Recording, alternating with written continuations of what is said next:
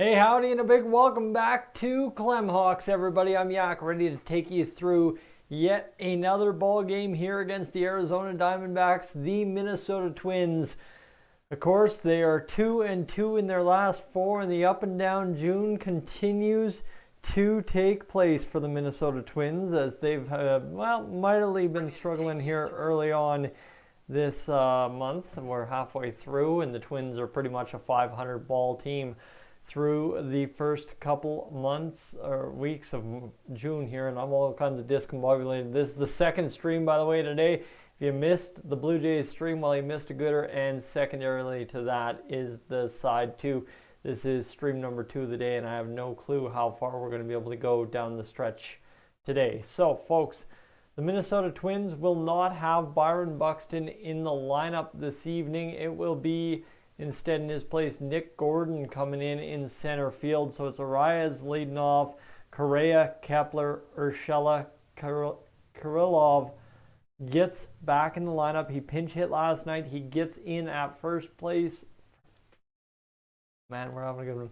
First base in place of Jose Miranda, and then you got Gary Sanchez DHing, Larnach, Jeffers, and as mentioned, Gordon will round out the lineup, batting ninth. Dylan Bundy is on the mound for the Minnesota Twins, and how much time did I spend trashing Dylan Bundy yesterday? And now we get a chance to see if he can buck up and get the job done here for the Twins against the Diamondbacks, the worst team to be facing as the Twins, right? They're not a terrible team. I thought they were much worse than they were, but their record indicates they're only a couple games below 500, several games out of the wild card as it currently sits. But for the Twins, you already lost this first game on Friday night against the Diamondbacks. You got to go out there and win tonight's game against the Diamondbacks, or you're in real trouble. Not saying the Twins are necessarily in trouble of losing the division or anything like that. I mean, right now the Guardians are getting beat up 6-1 by the Dodgers, but you look at the standings here for the Twins after last night, things slipped away a little bit, and now it's a 1-game difference between the Guardians in second place and the Twins in first in the AL Central. And well, for the Twins, you'd like to go out there and win tonight. Obviously, see the Guardians lose. That move back to 2. And you know what? End of the day, at worst, you're up 3 by the end of the weekend. Not the best case scenario, as I said, where we could be up 5.5, 6 by the end of the weekend. But hey, you know what? It don't much matter. We're here, we're doing it, and that's about all that matters at this point, is just maintaining that lead. Even if it is only 1 game every couple of days, you know what? At the end of the day, as long as you're still maintaining it, that's all that matters for the Twins at this point.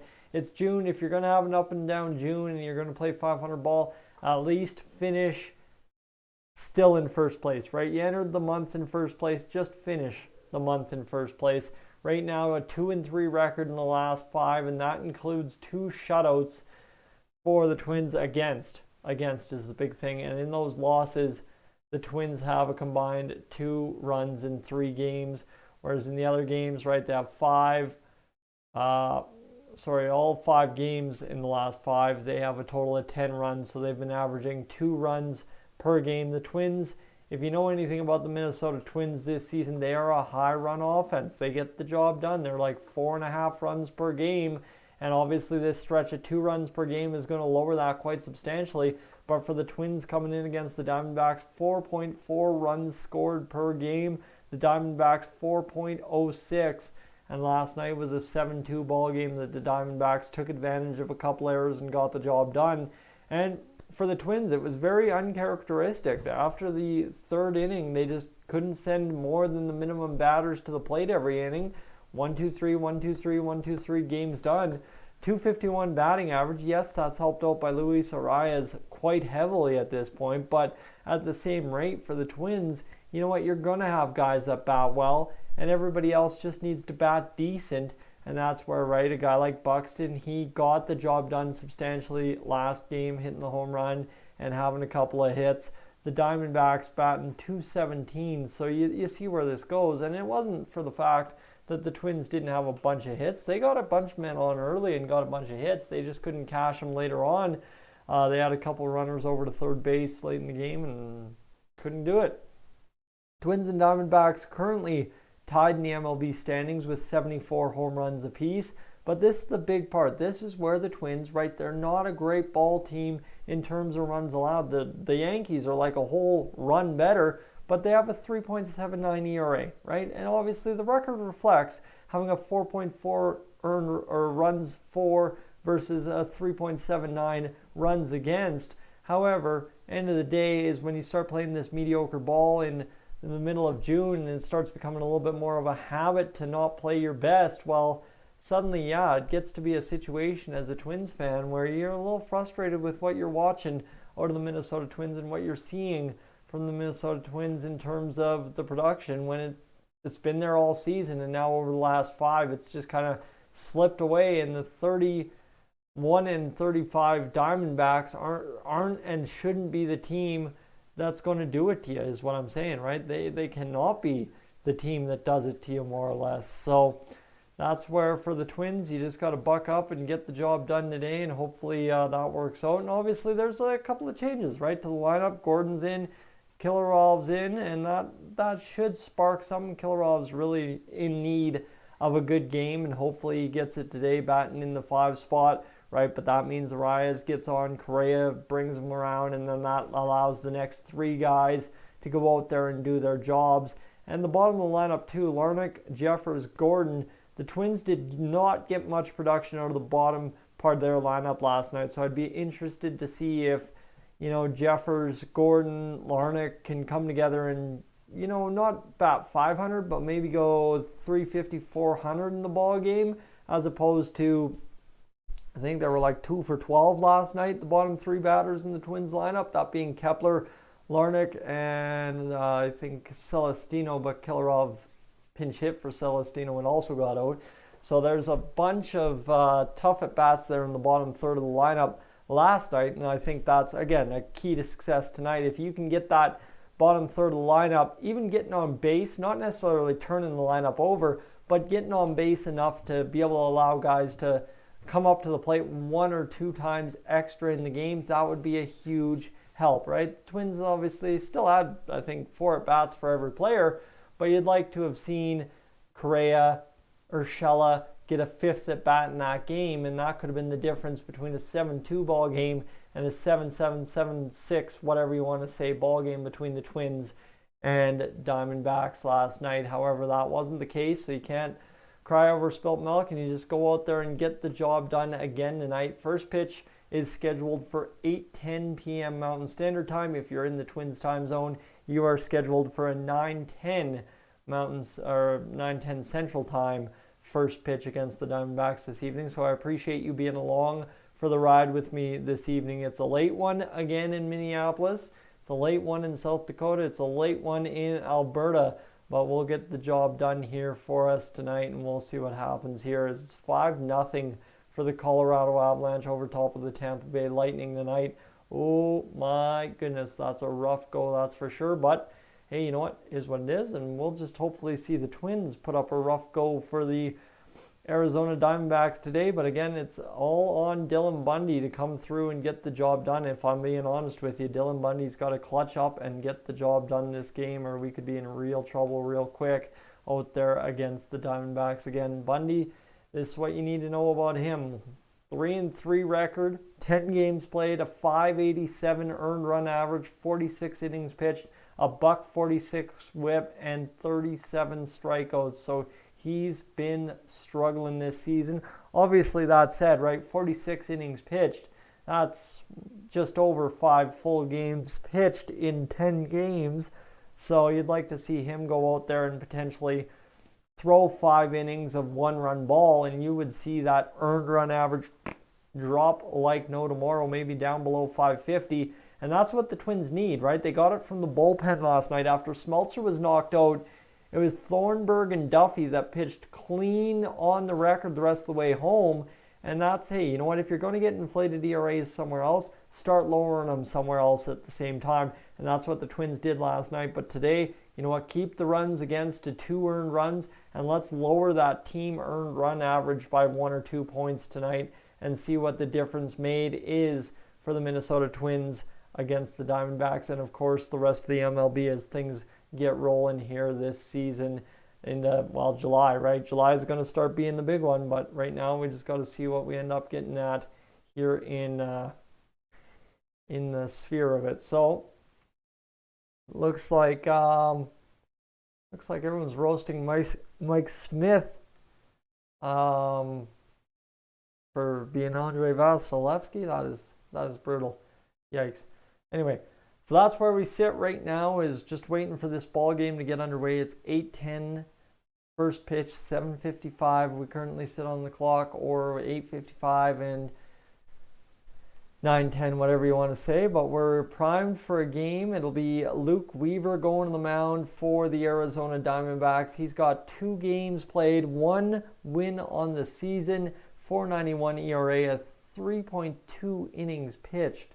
So, right, this guy has been batted around a little bit in limited time, 2.18 whip and 4 strikeouts. So if you're the Minnesota Twins, just don't go swinging at everything. Just take your time and allow the man to pitch to you. Because if you allow the man to pitch to you tonight, you should be able to come up with some big time at-bats. And obviously this is a game primed for the goings either way. Either the Twins come out swinging and beat some guys to death, or else, you know what, end of the day too, is you get absolutely shut down, right? You get absolutely shut down and get embarrassed by Luke Weaver.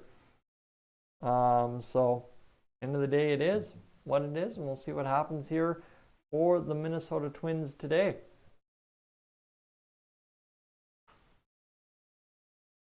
And Clem's just asking me a question. I will just respond with, I don't know what the answer to that question is, because quite frankly, I don't know what the answer to that question is, and it just is what it is, and it'll all be fine. But folks, if you haven't had a chance to go check out the chat, I've linked 2 videos in there for you to watch. One being from the Shorts feed from YouTube. Of course, it is just a summary of basically how I'm feeling as a bandwagon Twins fan this season about the Minnesota Twins and how they've been doing this month. It's been kind of rough watching the Twins go out there and up, down, up, down, up, down all month. So you feel free to go check that out, because I'd be greatly appreciated for the support on that. And so far it looks like that short is getting some pretty good watch time. So thanks, folks that have tuned into it so far. And of course, I also linked the Zach Gallen Twins trade video that I discussed. I wanted to talk all about Zach Gallen and what the Twins could do, and potentially what they could gain from acquiring a guy of Zach Gallen's talents and bringing him into the fold here in Minneapolis. So that's where we sit with that. Other than that, again, it's 7:58, so we are officially 12 minutes to first pitch.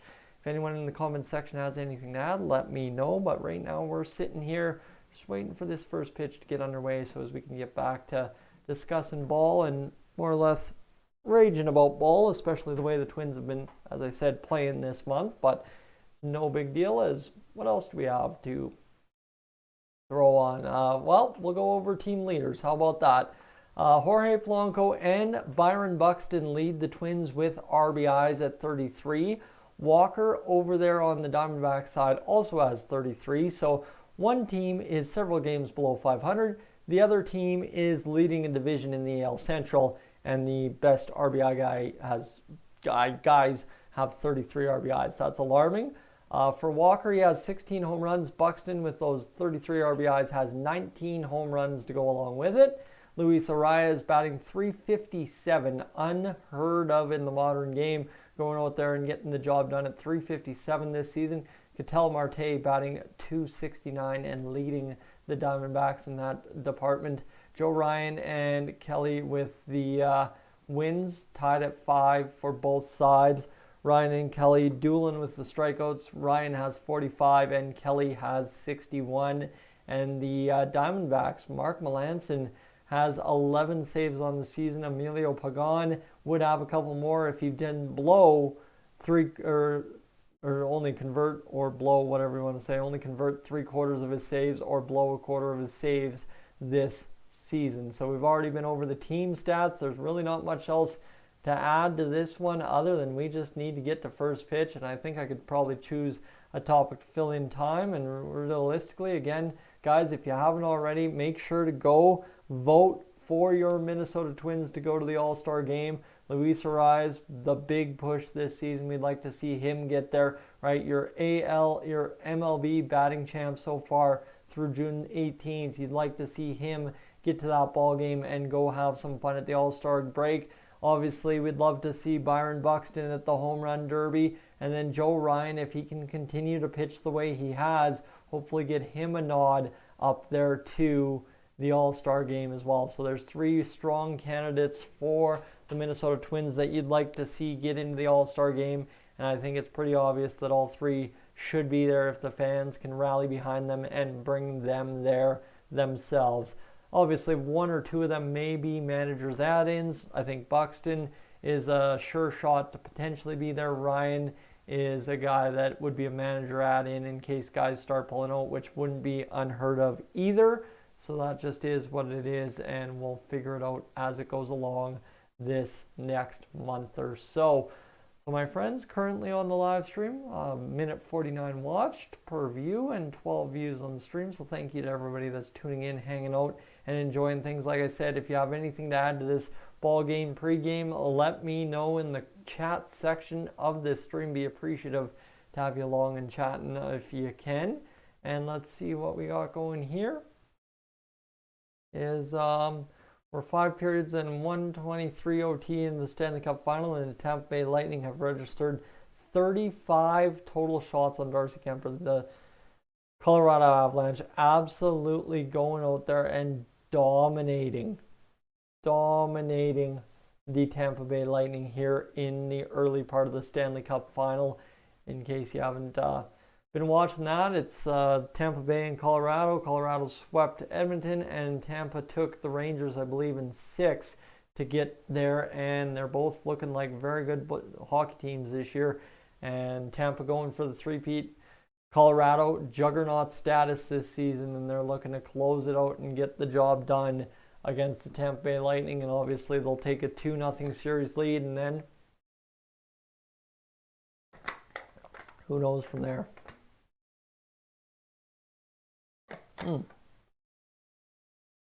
Hold on, does Colorado actually lead 2-0? I don't think I got that right. Boom, Thursday, Tuesday, Wednesday. Yep, Colorado will lead 2-0. Never mind, that was correct. Why do I second guess myself? Not 100% sure, but it was worth the pain, I guess. The Cardinals are up 10-2 on the Red Sox in the top half of the 8th. Bottom half of the 8th, the Dodgers are up 7-1 on the Guardians. And the Colorado Rockies currently find themselves up 2-1 on the San Diego Padres. Other news, the Angels and Mariners will get underway at 8:10. The Cubs beat the Braves 6-3. You got the Rays squeaking past the Orioles 7-6. The Yankees blanking the Blue Jays, and we left that game at 0-0. 4-0 for the Yankees in that one. 7-5 San Fran over Pittsburgh. The Kansas City Royals take home a W over top of the Oakland Athletics 2-0. The Brew Crew roll into town and beat the Cincinnati Reds 7-3. The Mets squeak by the Marlins 3-2. The White Sox shut out the Astros 7-0 in a blowout win. And then this one, a mess in Detroit, 14-7, 21 total runs scored in a Detroit victory. And it looks like there was actually a double header today between the Mariners and Angels. It went to extras, a 4-2 final for the Angels in that one. And then a game that was pretty important for Phillies fans. If you saw it on the timeline, they were cheering very hard to see their guys come out with the W after some maybe controversial pull of Aaron Nola, but they come away with the victory 2-1 in the 10th over top of the Washington Nationals. So that's your out-of-town scoreboard here on Clemhawks today, and we are now 6 minutes away from first pitch between the Twins and Diamondbacks this evening, and we're looking forward to what should be a pretty good game between these two teams. Obviously, with Luke Weaver on the mound, the Twins are looking to get the job done He's struggled out of the gate so far in his first 2 games of the season this year. So for the Twins, he'd like to pounce on a guy and smell the blood in the water and beat up on him as much as possible here and try and get the job done for a victory, right? You've been up, down, up, down, up, down, and you're in your last 5, you're 2-3, so you'd like to go 3-3 in your last couple of games. So that'd be nice and dandy if the Twins could go and do that here, but it'll take some effort this evening on the portion of just going out there and putting up good at bats, making Luke Weaver pitch to you, and trying to win a ball game, that's for sure. So right now, if you haven't already, also on the channel here on Clemhawks today, we discussed Twins legend Justin Morneau being inducted into the Canadian Baseball Hall of Fame. I think he was nominated a couple years back, and now after everything's settled and dusted, he has made his way up to the induction ceremony today and been inducted into the Hall of Fame for Canadian baseball on this fine June 18th, the Saturday. So he had a good afternoon with Pedro Martinez, Jeff Francis, and who was the other one?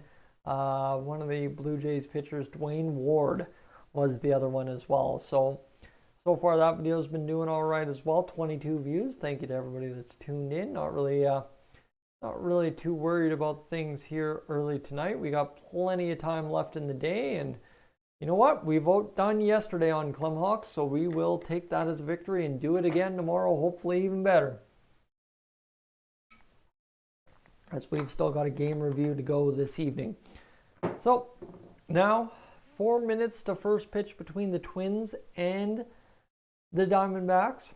Folks, we've been live for 21 minutes so far on this live stream, and we've got a average view duration so far, total combined watch time of 40 minutes. So we're 2-1 so far on the watch time, which we can't really complain too much about at this point. That is 0.7 watch hours here on Clemhawks today.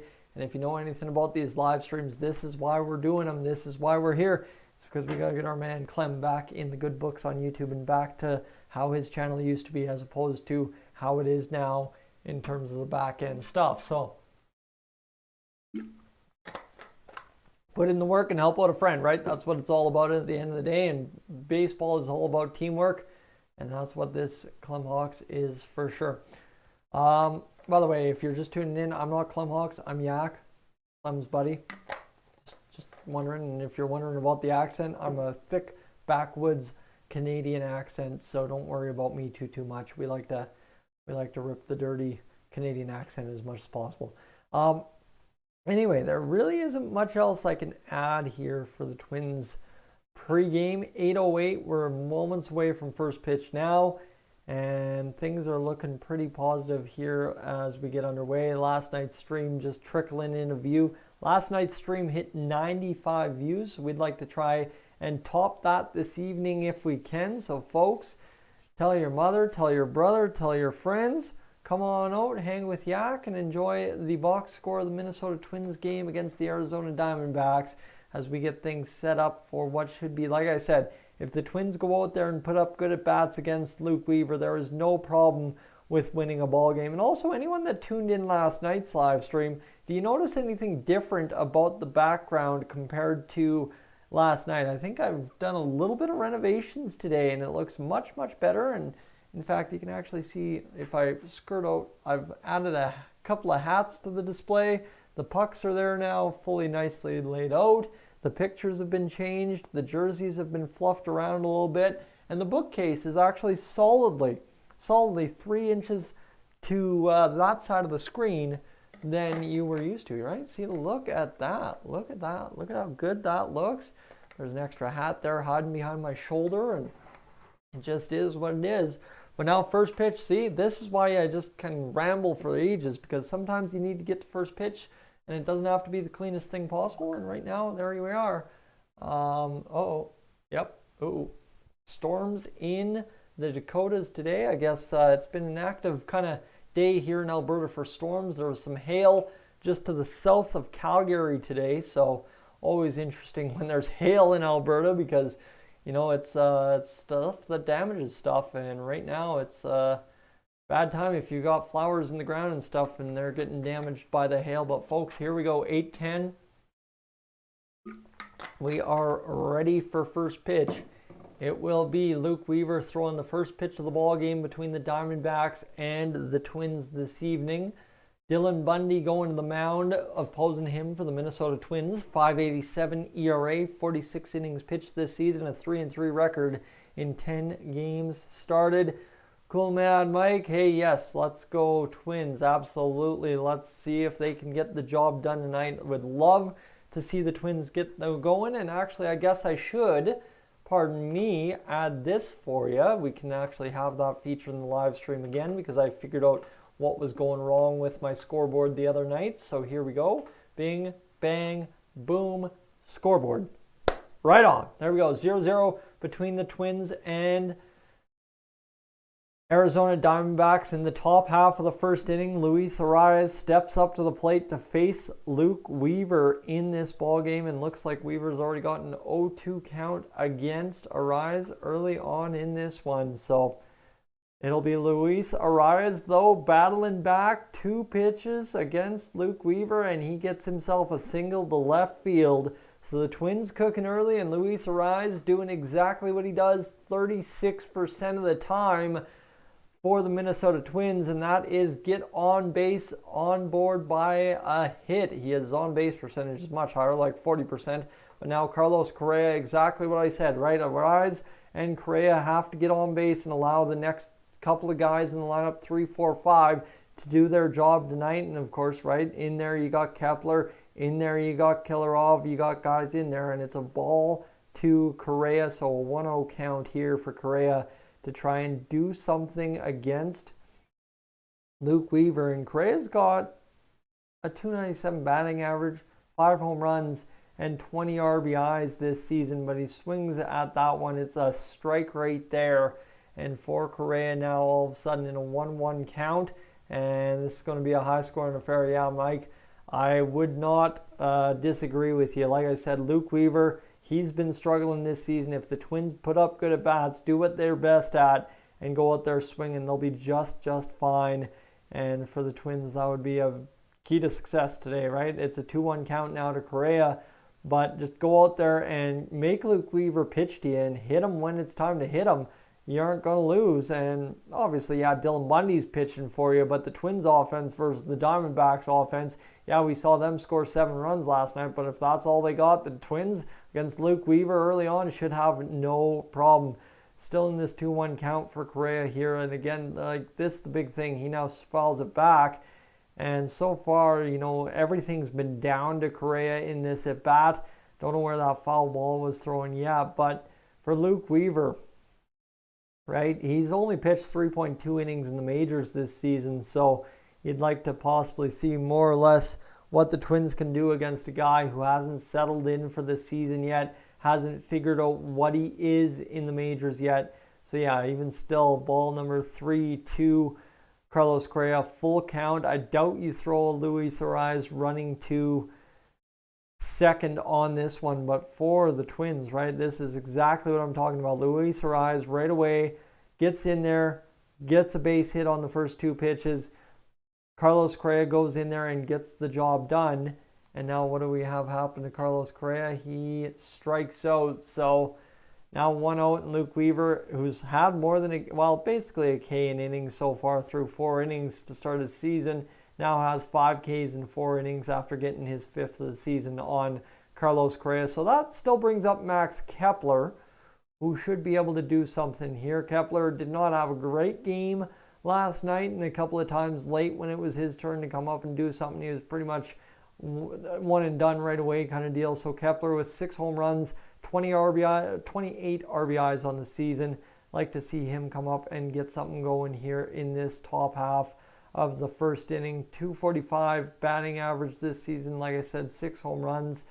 And Luke Weaver so far through 2 batters is throwing 9 pitches, and it is ball 1 to Max Kepler early on in this at bat. So Kepler, again, a guy that I think you'd like to see figure it out. I've made mention of it, and I actually went back and watched Clem's video from 2019 that funny stretch where Kepler hit 5 straight home runs and 5 straight at-bats against Trevor Bauer. And you'd almost like to see Max Kepler kind of get back to that, find another pitcher where he's just tagging every time. Obviously, that's not going to be the case. You don't face the Diamondbacks every 3 weeks, but for Max Kepler, I think he almost needs maybe one of those rivalries where he's facing the same starting pitcher a couple of times, and just one guy where he feels every time he steps into the box, he's got a chance to do damage, whether it be a double, whether it be a home run, whatever. But Kepler here against Luke Weaver flies out to the center fielder Thomas, and now all of a sudden we got 2 outs in the top half of the first inning. Gio Urshela stepping up to the plate. The 4-hole is up. Kilarov is in the 5-hole if we get there. Gio Urshela, 5 home runs, 24 RBIs on the season, 261 batting average. And again, right, the Twins, they just need their decent guys to keep batting well. And so far, so good if you'd get that done. And right now, Urshela looking to get the job done against Luke Weaver. I mean, just take a couple of pitches here, run them up to 15, 16 pitches on the night, and you'd have yourself success. So there you go, ball 1 to Urshela, and then a foul back. So 13 pitches for Luke Weaver here in this first inning. Not something to hang your hat on, but Kilarov, you'd like to get him up to the plate simply because he's batting 167. And if you have 2 guys on for him, that'd be amazing to have for sure. And Gio Urshela is a guy that, right, he's capable of getting on base and quite honestly quite capable of driving in Luis Arias from first on a double here if he can get it done in Arizona. However, he finds himself in a 1-2 count against Luke Weaver, and this is where it kind of went apart for the Twins last night. They were going very quickly, swinging at stuff and going down a little too fast, and that's where they find themselves here in this first inning, right? Arias does his thing, gets on base. At least you send more than one batter. Well, you send one batter over the minimum to the plate in this top half of the first, which is a better start than most of the innings last night after the third for the Twins. I think they only sent above the minimum twice from the 4th inning all the way to the 9th inning against the Diamondbacks. And the Diamondbacks will get out of it as it is no luck there for Gio Urshela, who strikes out. So Luke Weaver gets 2 strikeouts. And Cool Mad Mike, yeah, that I felt like I was mispronouncing that. Kirilov, oh man, I'm going to get it eventually. I think I had it right at one point a couple years ago, but thank you for the correction.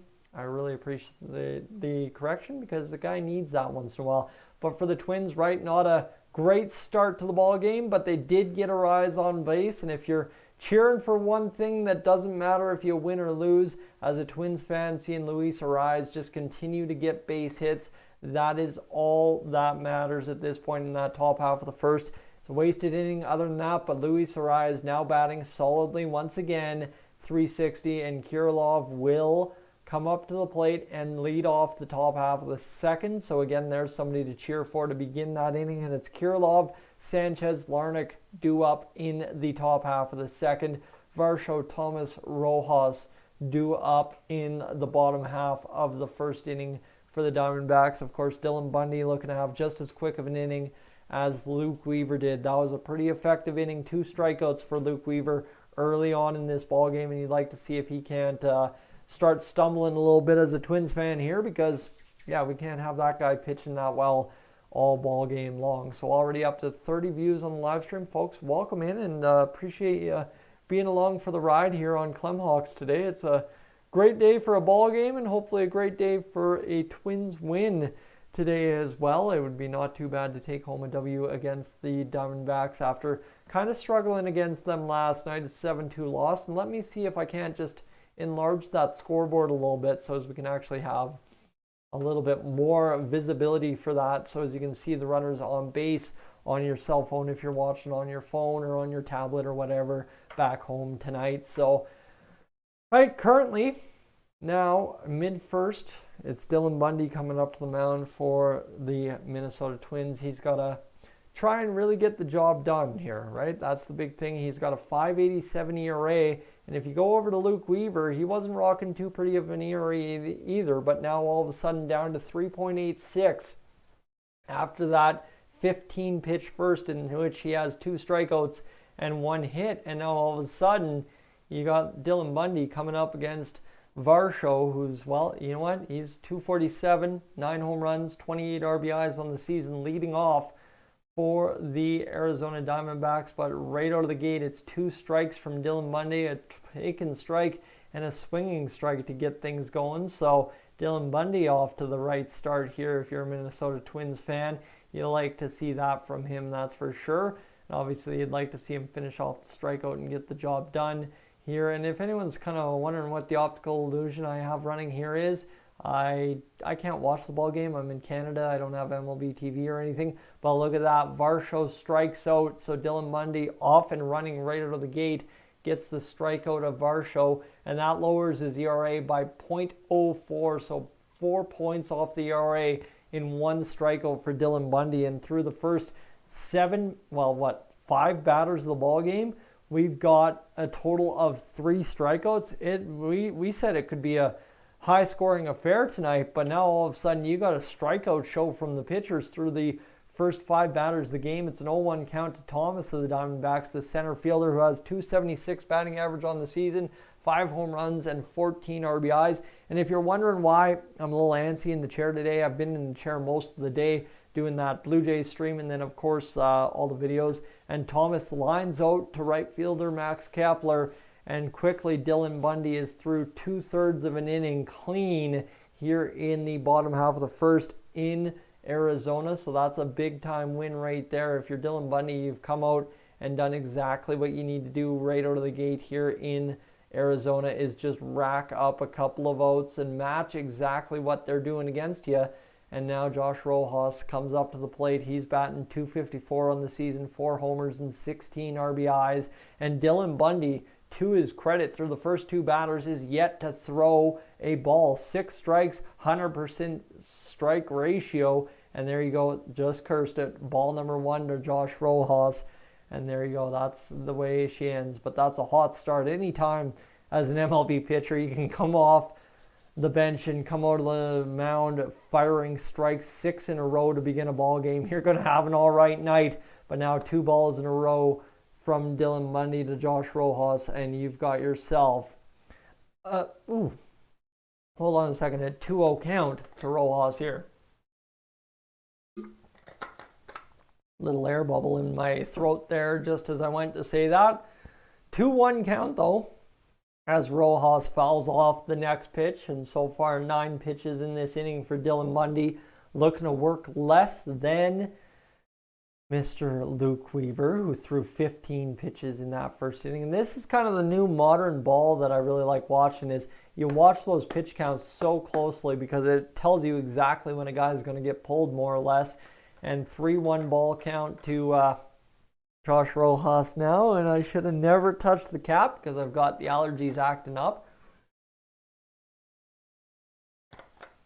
But everything to Rojas, the first 3 pitches was low, in the lower third of the zone, just around the knees there. And now ball 3 gets it going. But Rojas will ground out to Arise and will be fired over to Kirilov. I just about screwed that up again. Had to look at my phone. And there we go. You know what? Job is done. And you guys are going to be my eyes. If the strikes and balls aren't strikes and balls, let me know in the chat, Mike, like you are, because I like I said, I can't watch the game. All I can see is the live tracker in the strike zone. And just because you're watching an online strike zone does not necessarily mean it is or isn't a strike. And Dylan Bundy, 5.74 ERA now, right? He started this game with a 5.87 ERA, and 13 points have now climbed off it after a clean 1 strikeout inning for Dylan Bundy. You like to see that. For a guy struggling, yeah, you like to see that. Perfect game through 1. Yeah, that's what matters there. And Luke Weaver, now you just have to get the job done and go up against him there. Kirilov batting to lead off the top half of the second. Sanchez follows it up with 7 homers and 28 RBIs to his credit this season.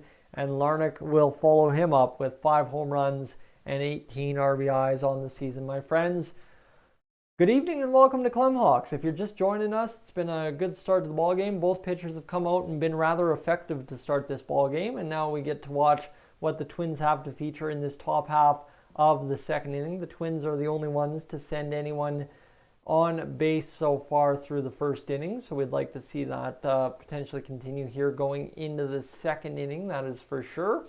And again, I'm Yak. Welcome to Clemhawks. My pleasure having you along tonight, and hopefully we can continue to talk all things Twins this evening. Kirilov, like I said, will lead off the top half of the second for the Twins, and we'll see what happens.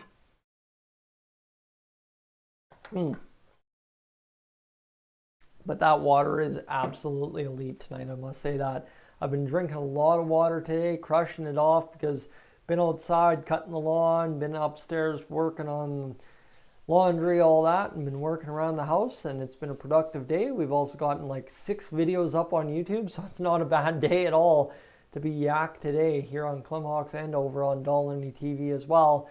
Kirilov right will promptly ground out on the first pitch he sees, and that will be out number 1 of the inning, so that will bring up Gary Sanchez. And again, this is the thing, right? The Twins have struggled in the past 5 games, and entering tonight again, they're struggling through 1 1/3 innings pitched by Luke Weaver, simply because, right, they are not scoring runs. They have averaged 2 runs a game in the last 5, and now through 1 1/3 innings, you've had a runner to first base, and that's it. I mean, last night, right, you could say the Twins had a lot more in the first 3 innings, and they could have had more if they could have cashed them in, only ended up with 2 runs, so that's fair.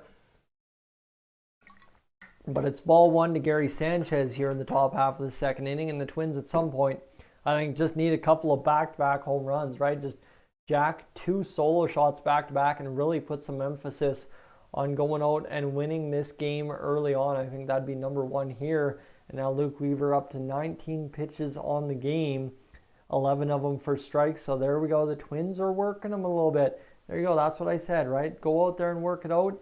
And now on the 2-0 count, it's in play for Gary Sanchez, looking to make something happen here. And the old in-play marker, this is usually an indication of a home run on sportsnet.ca, but we'll see what ends up happening here for Gary Sanchez and the Minnesota Twins. But there we go. He will ground out the third baseman Rojas, fire on to first, and that is out number 2. So 2 ground outs here in this bottom half, or top half, sorry, of the second inning.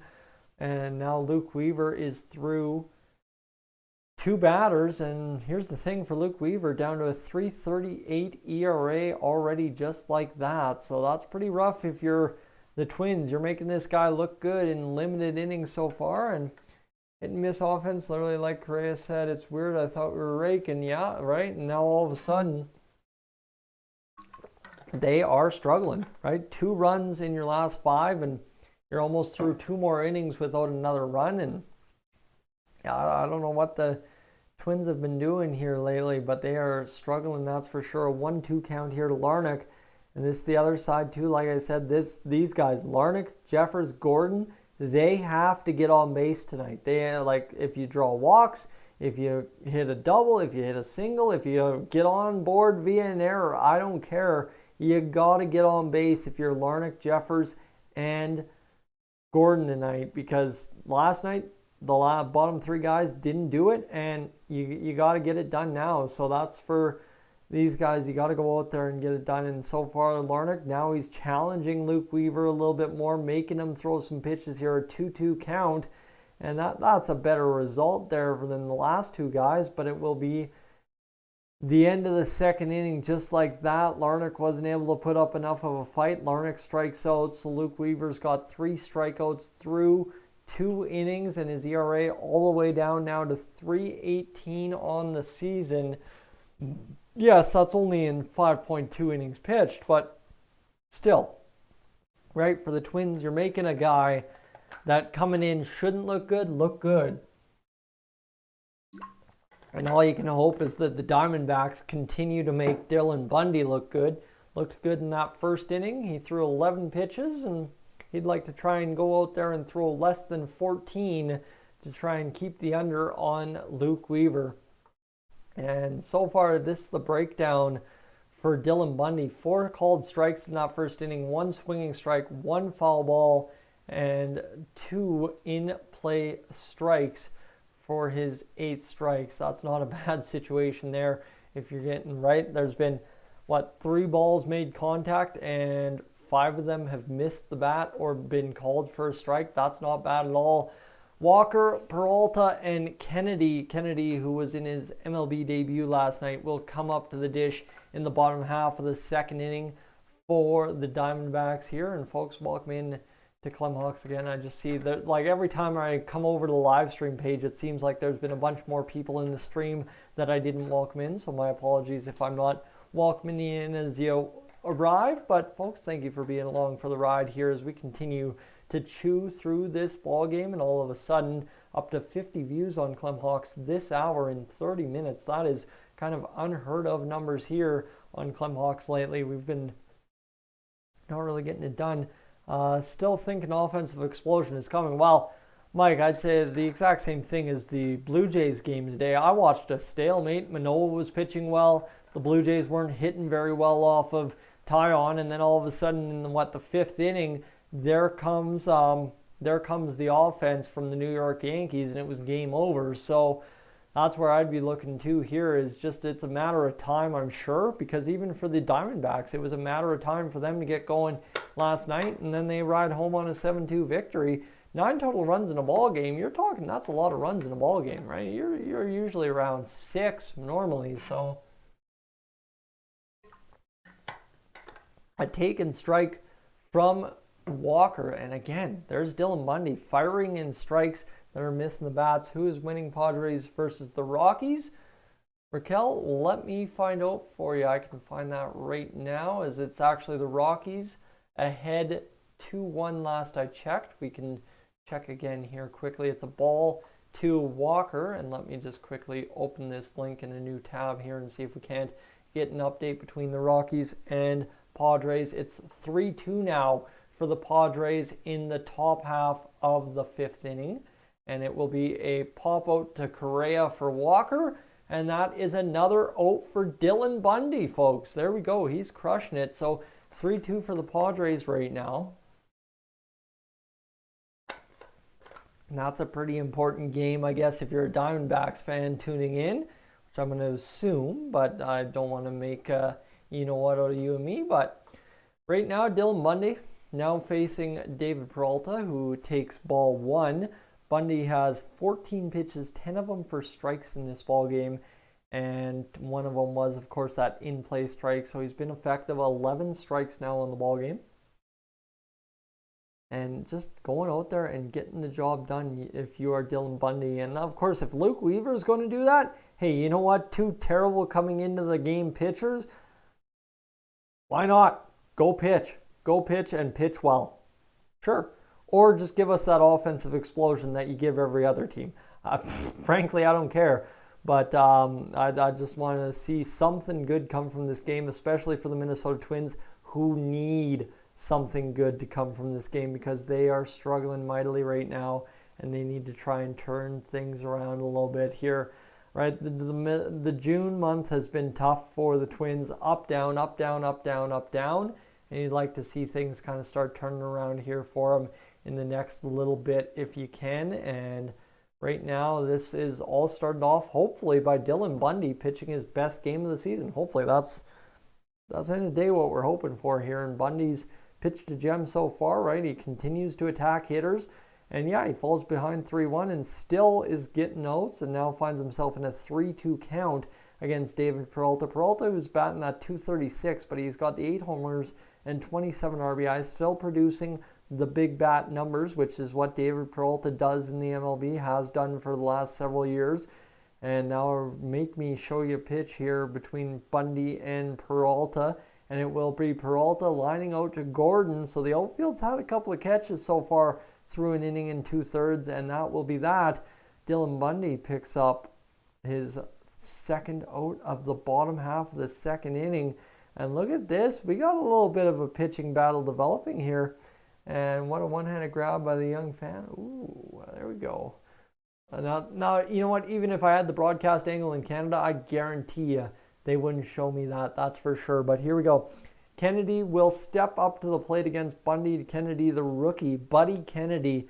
And I think like his grandpa has just a wicked name too. That's like, I think his last name's Money or something.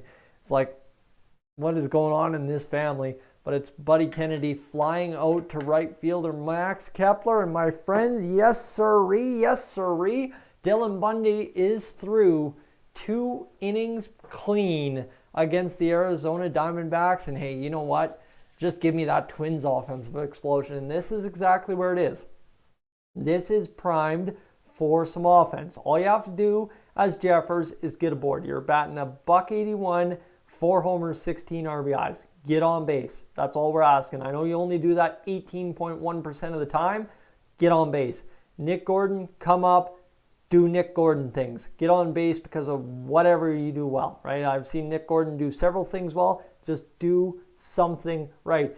And Mike, normally that's a curse, but right, you said it after that first inning, and then he goes out there and does the exact same thing in the second inning. So I'm not going to mind that at all. I'm in fact going to be very grateful for that. And then, of course, you had turn over the lineup to Luis Arias, who we would love to see start this ball game 2 for 2. No complaints from me there if he does indeed end up doing that. And I find it funny now we're really picking up steam here on the stream. And last night's stream is just about to hit 100 views. And I'd like to see which happens first. Last night's stream hits 100 views or this stream hits 75. But folks, it is turning into one of those nights here on Clemhawks to remember, as we've got ourselves a good game developing. Things are going right here on the channel, and hopefully things continue to go right for the Minnesota Twins here in this one. So far, 3.6 minutes watched on 62 views. My friends, we are having ourselves a night. 3.7 watch hours so far, and second inning in one less pitch, no less. Yeah, you know what, Dylan Bundy, I think, hey, you know what? I was doubting him. I was making fun of him last night. I'm like, guys, why is this guy starting 10 games for you if he's pitching a .587 ERA and now pitching another game for you here tonight? But you know what? Now down to .563. You keep climbing that down by 0.4 or whatever, 0.09 of a run every inning. Well, by the 5th inning, you've climbed that down below 5.35. That's not a bad get for the Minnesota Twins if you can start seeing Dylan Bundy turning around his season within a game right here. So it's in play for Jeffers now after taking the strike, and hopefully a good result here. We need a good result at this point, and that would be clutch if we could get it, but I highly doubt it's going to happen, and that's exactly it. Jeffers grounds out Kennedy over to Walker, and the second baseman gets the put-out assist, and that brings up Nick Gordon, who's got a home run, 8 RBIs, batting 9th tonight, .254 average on the season, and you'd love to see him get us started here in this top half of the 3rd inning. We're already in the top half of the 3rd inning, and yes, we will schedule the bathroom break after the bottom half of the 3rd inning. And there we go, in play for Nick Gordon. Please, my friends, we need a single here, right? I can only watch the online live tracker, and it doesn't give me details, and it looks like potentially Nick Gordon got on base there, maybe. I don't know. They haven't ruled him out yet. The online tracker's lost itself. Nick Gordon singles to right. Yeah. Oh, you guys have no clue. This is how I used to watch ball games at work when I was working the customer service desk way back in the day. I used to throw it on the back shipping computer, and I'd always just have it going, and anytime the phones and people got quiet, I'd just go watch that, and you'd hear me freaking out about the Blue Jays back in the day. And now there you go. The bottom half of the lineup goes 1 for 3, which is respectable. .333 batting average. I can deal with that. But if you're going to go 2 for 12, we're going to have a problem. And that is like enough to bring up Luis Arias, who, as long as he doesn't ground into a double play, brings up Carlos Correa this inning. And you've got just as good of a chance between either one of those two guys to get a run in if you can bat Nick Gordon to second base with Arias at minimum here. So there we go. Nick Gordon gets on board, and I am loving life a little bit more now.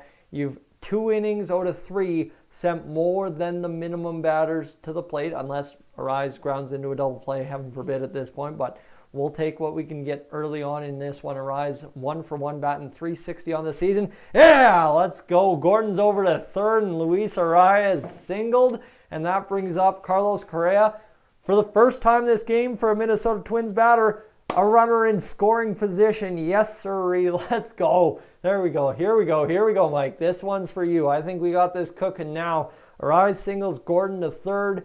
And now Carlos Correa will come up to the dish. And that's 3 hits in 2 1/3 innings pitched for Luke Weaver now in this one. And suddenly he's climbed up over 31 pitches with only 1 out here in this inning. And standing on deck, Max Kepler, who's looking to do some damage and redeem himself from the last game where he just kind of went quietly last 2 at-bats, taking strike for Correa. And there you go, 68 strike ratio for Luke Weaver, but now all of a sudden on the ropes here, and Carlos Correa looking to get the job done now. If you're the Minnesota Twins, it would be nice to watch Correa go out there and get us going. And looks like we got some fire emojis here in the chat from Mike, so I'd like to know what Carlos Correa did. I don't know if the live tracker's fully on time or not, so folks, stay tuned. This game is getting hot. There it is. And Arise is going hot. Yeah, he's 2 for 2. So if you go over there and look at that, that's a 363 batting average at current on the season. The guy is just mowing the base hits. And the nice part is, too, the past couple weeks, he's been getting the extra base hits, right? His grand slam, the double last night. Like, things are coming along for Luis Arraez at the plate, and I'm loving what we're seeing there. Now a 1-2 count against Carlos Correa, and my goodness, I am invested in this one now. Not even watched a single pitch, but here I am sitting on the edge of my seat waiting for every counter to come in. And what a great innovation this live tracker is. I've loved it forever, and it's in play for Carlos Correa. This should be hopefully a run for the Twins if it's not a pop-up or anything silly like that or a line out. Come on, Correa. Come on, come on, come on, come on, buddy. Come on, come on. Let's go, let's go. Let's get it going. Oh, man, this is a long in play. Let's be a home run. Come on, let's be a home run here. That would be stellar if it was. But now a 1-2 count that Correa gets a ball in play on, and they're letting this one buck in play for a while. This one must be at least down and must be going. So hold on. Carlos Correa singles to second, Arise to third. Gordon scores. And the Twins, my friends, have their first run of the ball game. Let's go. Let's go. Carlos Correa, like I said, you just needed to turn over the lineup and get the big boys up. Arise does his thing. Correa singles and gets the RBI.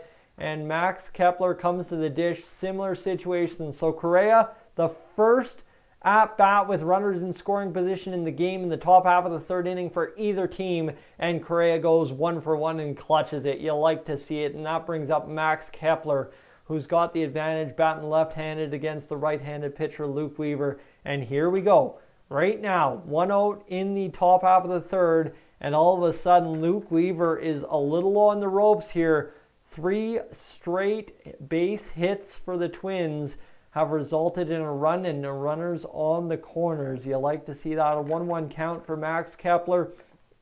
37 pitches in now for Luke Weaver, and this one's again in play. And man, the Twins are doing some damage here, getting the ball in play a lot here in this top half of the third inning, and I'm loving it. I am friggin' loving this. If you can't hear it in my voice, this is what we're here for. And looks like the Twins have added another run on a double by Max Kepler to right.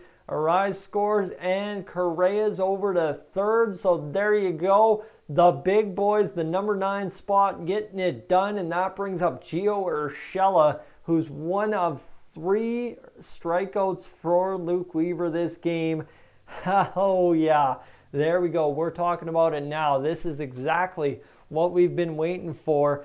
And we're liking this all day. Mike's just updating me that it's a base hit to the wall for that double for Mr. Max Kepler. And now all of a sudden you've got a Twins game that's going just the right way. You've scored 2 runs, so you've scored the minimum. You've got a minimum of 2/3 plus 6 innings to try and score more runs. And you've got 2 more runners in scoring position. And you're batting 1,000 with runners in scoring position in this game. Yep. Gotta like those odds if you're the Minnesota Twins, how things have started going here all of a sudden in the top half of the third inning, and I'm loving this here, that's for sure. Knocking around Luke Weaver, he's got 5 hits allowed, hasn't walked anyone, but that's because the Twins are going out there and hitting balls here in this top half of the third inning, teeing off, base hit, double, whatever you want to say.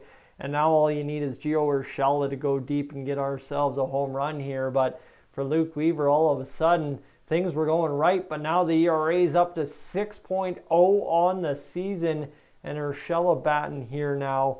Righty on righty, number 15 for the Twins, trying to go out there and change his fate so far in the start of this game. And for some reason now the live tracker not updating. It's an 0-1 swing inning strike from Gio Urshela. And there you go, top half of the third inning back underway. Luke Weaver's throwing 40 pitches here in this top half of the third inning, and that's a good sign for the Twins. Just keep working this guy and making him work as much as possible. Foul ball to make it an 0-2 count against Gio Urshela, who's already, like I said, struck out in this game, but a guy that you'd like to have at the plate with 2 runners in scoring position with 1 out. And like I said, we're 2 for 2 so far in that situation. Let's make it 3 for 3, all ducks in a row. And why not? And wild swing there from Urshela, and Urshela will again for the second time tonight, and for the 4th victim for Luke Weaver, strikeout. So how about this? 2 outs. Talk about clutch. Kirilov comes up and gets a chance to bat against Luke Weaver, looking to extend this inning and cash in a couple more runs. Trust me, going into the bottom half of the third inning, Dylan Bundy would love to watch his team stake him to a 4-0 lead. That is for sure. If Kirilov can get out there and get it going. My friends, if you're in the chat, let me know how you're enjoying the night. I think Mike's having a great night. I'm having a great night. Let me know how you're enjoying things here on the stream so far. There's about 13 of you tuning in. I know you could be tuning in from like just Google searching and trying to find anything on the game you can that's live.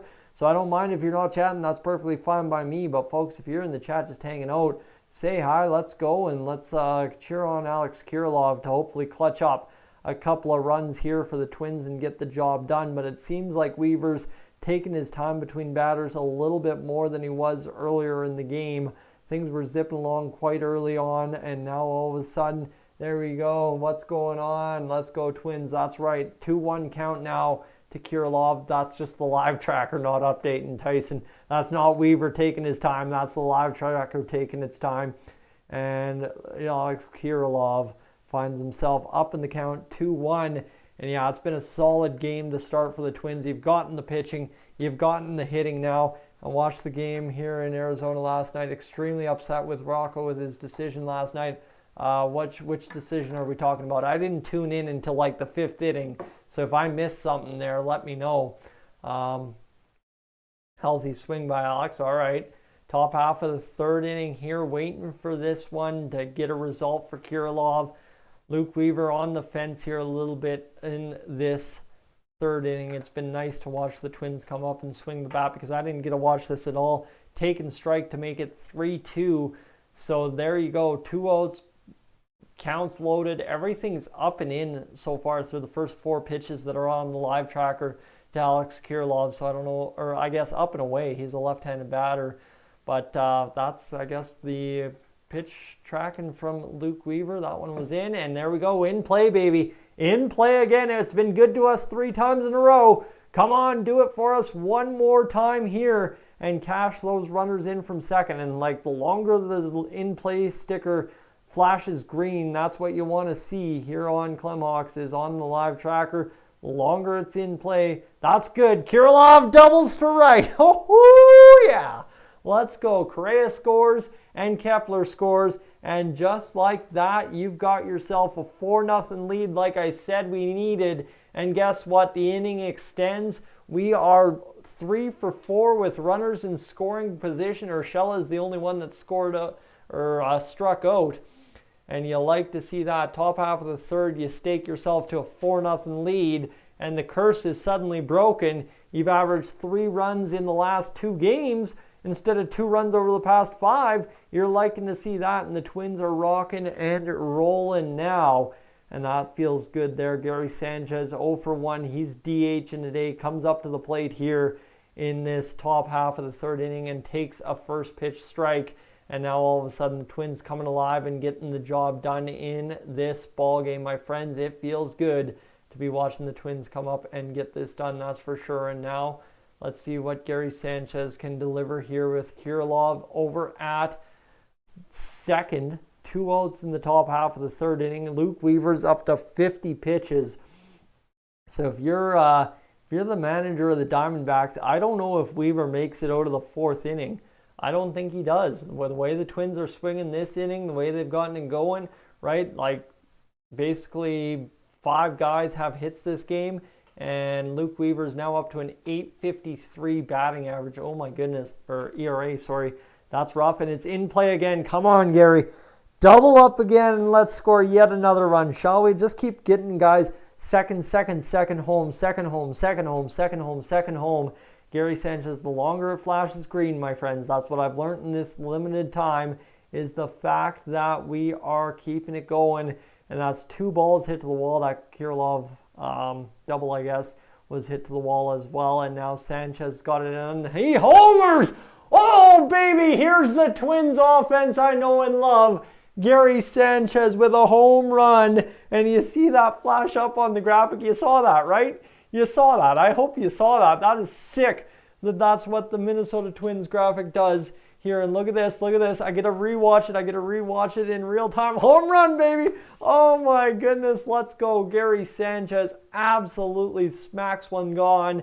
And it's 6-0. Luke Weaver has just absolutely blown it like I knew he was going to all along.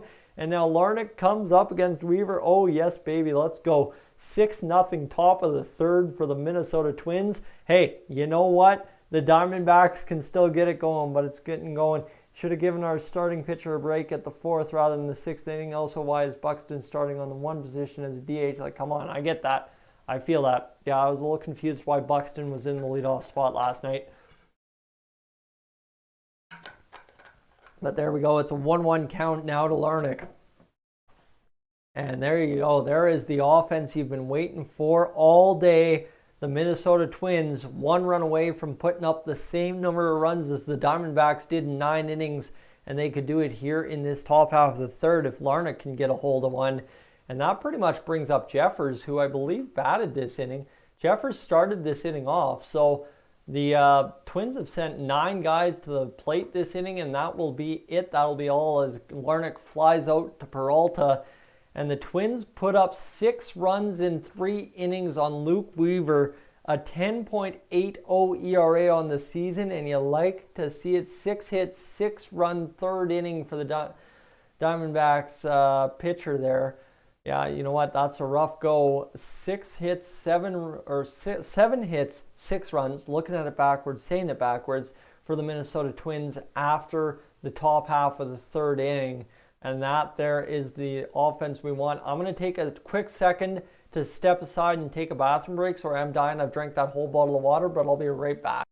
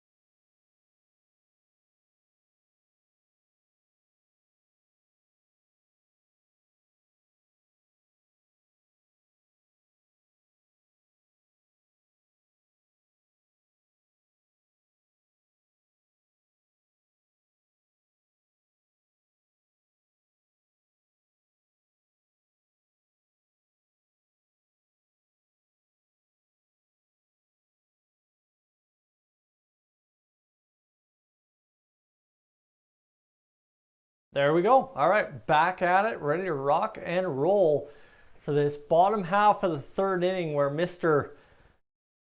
our good man Dylan Bundy has to come up and get the job done. Folks, we are absolutely crushing this live stream, by the way. 94 views, outdoing last night completely by a long shot. And my friends, we are at a total of 413 minutes watched for 6.9 hours watched on the stream. Thank you so much for being along for the ride. And now Smith has hit the ball into play. He's batting 191, 8 homers, and he lined out to shortstop Carlos Correa for the 7th straight out from Dylan Bundy this ball game. You like to see that. Carson Kelly now comes up to bat for the Arizona Diamondbacks, and he is batting in the 8 hole, and so far 7 batters up, 1 strikeout for Bundy, and 7 batters down. You like to see this, that's for sure. Smeltzer should have been taken out earlier last night. Yeah, I don't know why Smeltzer wasn't taken out earlier. I kind of like the fact that they allowed him to tag up for a couple more runs. Obviously, the 7th run wasn't his issue. That was Thornburg coming out of the bullpen and in a bad situation, giving up runs, but it is what it is.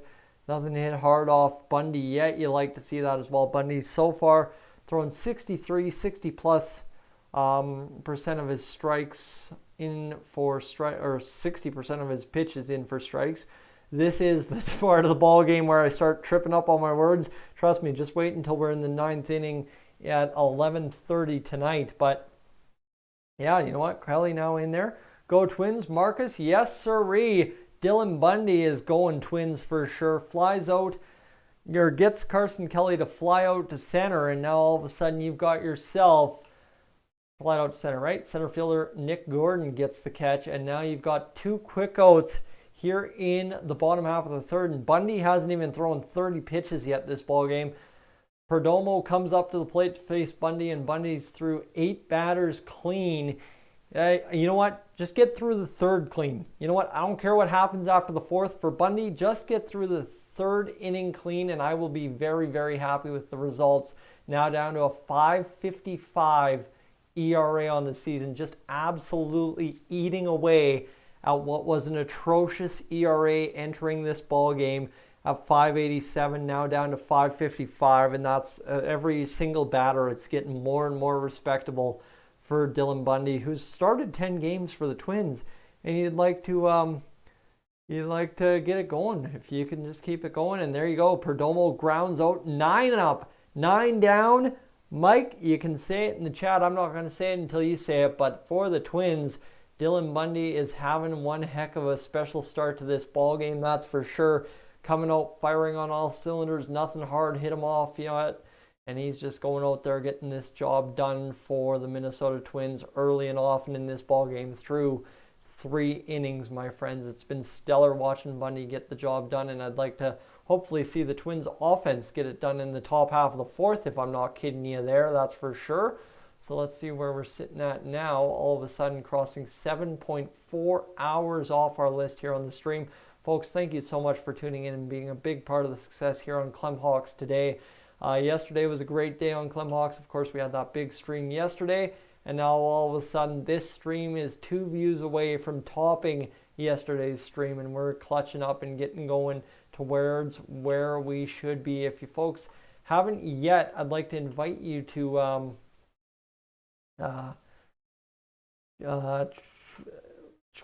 if I can just copy this here, I will actually I will pin this in the chat.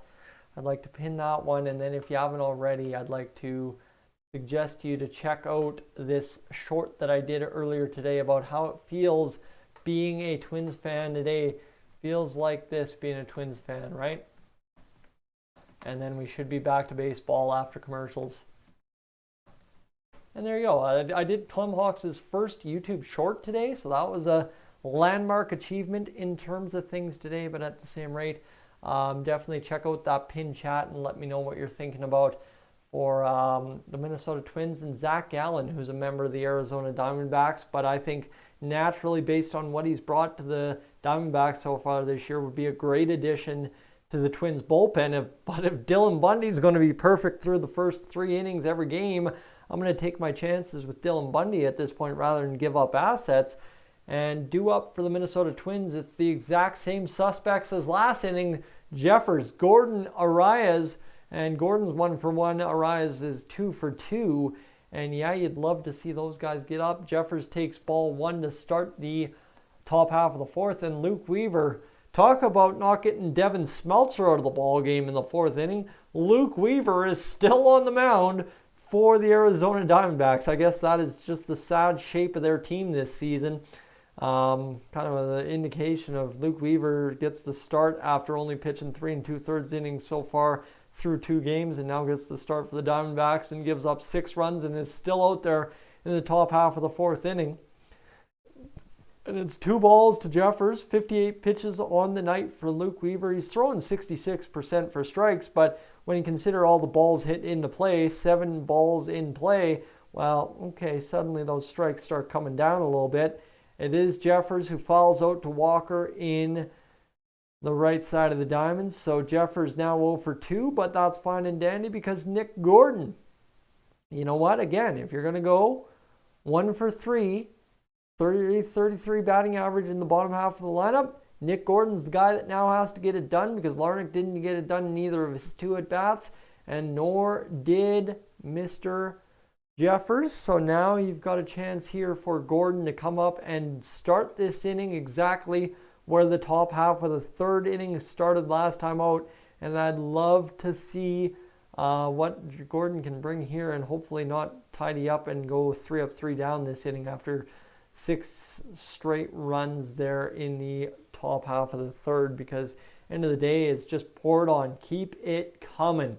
And that's what we want to see the Twins do. Dylan Bundy's pitching a gem, but we'd like to see Nick Gordon get on base and let Luis Arias do his thing, go 3 for 3, and away you go. Not asking too much, am I? We're up 6-0. I mean, cruise home and just hopefully have Dylan Bundy pitch 6 or 7 innings clean, right? That's all we're asking? I don't think I'm asking too much. But right now it's a 2-2 count to Nick Gordon, and you'd like to see him just get on base. That's all I'm asking. Give me that green in place flag on the live tracker. Seriously, that's all I'm asking there. Just give me that green flashing light.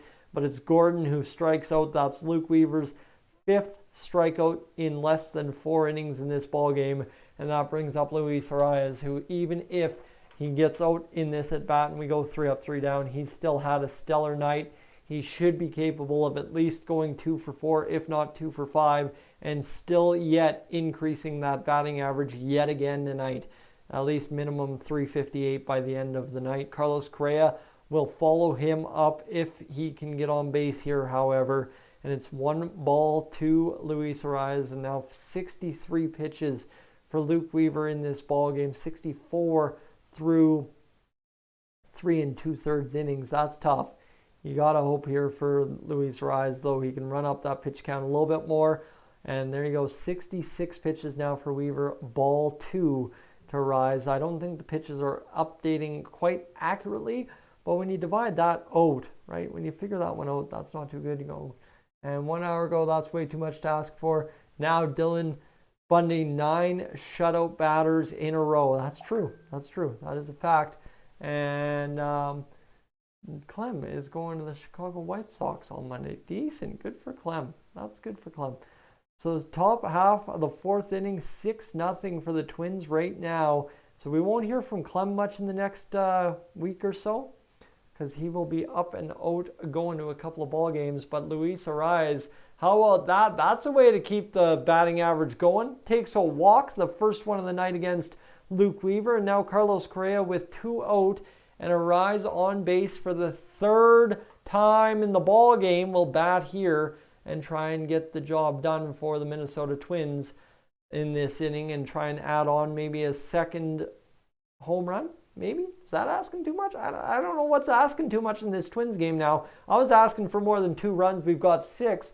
And now in the last 2 games, you're averaging, once again, 4 runs a game. So the Twins offense suddenly starting to turn it around, and Carlos Correa, one of the guys to do it. He's got an RBI and a strikeout in this game. So the ups and downs, he knows it all too well in this game.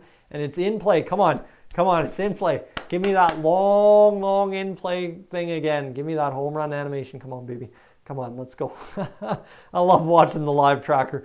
I had no clue I'd be able to live stream this much fun off a live tracker, but it's so far so good. And it looks like we are going to have Max Kepler coming up to bat here. It is an infield single, and Arise gets to second, so a little bit of distraction on that play maybe by the chance there. And Carlos Correa reaches for the second time this game, and all of a sudden the Minnesota Twins have 8 hits against Luke Weaver in a less than 4 innings. And Max Kepler, who had a good double last inning, will now have a chance again with runners in scoring position to get it going here. 1 RBI on the night on double. You'd like to see him hit another one, and hopefully maybe Correa is able to lead off a little bit more over there at first and get the running start more or less, and hopefully bring home another run for the Minnesota Twins here in the top half of the 4th inning. Maybe 1, maybe 2. What do you know? And Mike, if you can let me know if they're reviewing that. You just said close, so Kepler's yet to get anything. There we go, ball 1. Never mind that live tracker, getting it going. Bang, bang at first. Okay, so it was Carlos Correa hustling out a base hit. You like to see that. And now all of a sudden the Twins really getting the job done here. 9:06 on my clock, 10:06 in Minneapolis. And the Twins are going to work here. 6-0 in Arizona this evening. Max Kepler, come on, dude. Just clutch up and get this going. 72 pitches. And yes, sirree, bases. Get it going as it's a Carlos Correa to third. And that means Luis Arraez has scored. And the Twins now lead 7-0. So both teams in this series so far have put up 7-run games. Now Gio Urshela, who's up 7-0, gets a chance to get it going here with, two strikeouts. And Braves fan, appreciate you subscribing, guys. Definitely, if you're enjoying Clemhawks tonight, we're hoping to do more of these throughout the season if I can catch it at the right time. And I'd appreciate anybody hanging around, sticking around, and talking Twins, talking to your favorite ball team with us here on Clemhawks, that's for sure. Clem will be back with game reviews in about a week's time once he's back from his stadium tour on the east coast of the States. So enjoy that. But now Gio Urshela up against Luke Weaver, who's now allowed 7 earned runs, 5 strikeouts, though. He's been effective. He's got Urshela twice, so he's got the right guy at the plate if he wants to try and get out of this inning with the runners on the corners. But the Twins have been absolutely cashing runners in scoring position this game. The at-bat numbers are looking pretty good, and Gio's left 3 on base already. Yeah, that's true.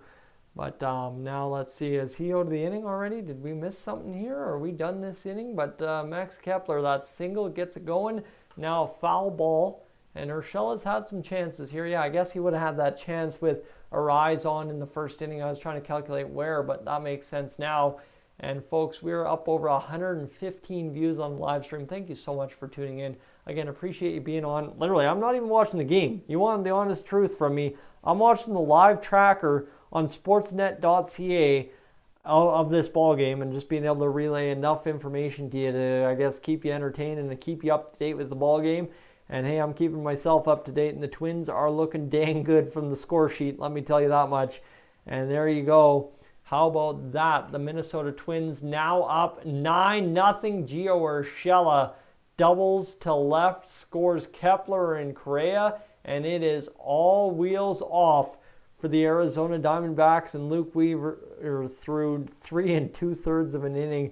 Oh boy, you like to see that, that's for sure. The Minnesota Twins storming up a storm, and if you go back, I think they were shut out against the Mariners in that one, or they had scored 2 runs, so now all of a sudden we've got it going. Yeah, so we scored, 5.5 runs per game in this series against the Diamondbacks to their 3.5? Doing all right, I'd say. Problem is, we're going to go 1-1 in those 2 games. So now Kirilov will come up to the plate. He's got 2 RBIs and a double so far this game. The Twins are all across the board with the extra base hits tonight. Kirilov, Kepler, Urshela, all with doubles. Urshela and Kepler both with their 10th double of the season. Gary Sanchez with his 8th home run. Correa with his 21st RBI. Kepler 29 and 30. Urshela 25 and 26, Kirilov 1 and 2, and Sanchez 29 and 30 on the season in terms of home runs here. And we will indeed have a pitching change here as Kirilov, you know what, he comes in and clutches up that double, and that was a big double for him. Now batting a .188 on the season after entering the game with a .181 batting average. So the Twins are teeing off on Luke Weaver, who will now exit the game. He finishes this game. He started with like a 4-point-something ERA on the season, now at 13.5 on the season. That is ridiculous. The Twins absolutely just blew him up. 10 hits and a walk, 9 earned runs, and good night. Have the showers nice and early there, Luke Weaver. And the Minnesota Twins off and running in this one. The top 3 batters in the lineup all have 2 hits in the ball game. The next 3 batters have a hit, and Larnach and Jeffers, the only ones suffering it out here without a hit so far. 10 hits in 21 at-bats for the Minnesota Twins early on in this ball game. 6 for 8. Well, 1 through 3 Twins hitters are 6 for 8 with a walk. Yes, they are, and they are coming to play some ball today, that's for sure. So, friends, now in that pitching change for the Minnesota Twins opponent, the Arizona Diamondbacks. I should go fill my water is what I should have done. That's okay. We won't worry about it too much. I'm going to update you on the watch time here on the stream, if you don't mind the insanity of listening to me update watch time, because, friends, we're trying to get Mr. Clemhawks back to the monetization threshold if he wants to be there. And right now we are dang close and getting closer by the day. 9.5 hours watched on the stream. We've got 1.5 hours on this stream so far. So that's a 6 times ratio. Friends, thanks again. Really appreciate it. And now let's get back to baseball, shall we? If this pitching change completes itself, there's a runner at second following the double, and it's Smith coming out of the bullpen for the Arizona Diamondbacks. Kirilov will get the chance to bring home for the second time some batters at second base. Runners? I think they're called runners, Tyson. All right, let's go. Kirilov will get things going here for the Twins, hopefully. And it's 2 outs again in the top half of the fourth. Remember, it's 2 outs and a rise, then walked, and then all of a sudden all this madness broke loose, and the Twins have scored 3 runs in this top half of the fourth inning against Luke Weaver. And now that 10th run is still waiting for Luke Weaver at second. Don't forget that. We can balloon that ERA yet again one more time. 4 pitches, 1 strike for Smith, who is now all of a sudden 1 ball away from walking Kirilov right out of the pen, and you'd like to see that. That's for sure if we could get there. Kirilov waiting for the next pitch here to see what happens, and kind of all across the zone by looks of it from Smith early in this at bat, up, down, and around. And now if Kirilov could secure himself over there at first base, that wouldn't be too bad at all. I'd take that, that's for sure. It's a taken strike to make it 3-2. So the Twins are killing it tonight, Clem says. Yes, they are, good sir. And this stream is just doing the exact same thing, killing it for sure here as well. Kirilov in this 3-2 count. I'd like to see him walk instead of strike out. I haven't seen the animation saying the inning's over, which, I mean, that's normally what happens as soon as the inning's over. Kirilov grounds out to Perdomo, and that will do it for the top half of the third inning. Tough go for the young kid, but end of the day, it is not too bad at all. And here we go. The Twins are killing it tonight. Yes, they are. And so is the stream.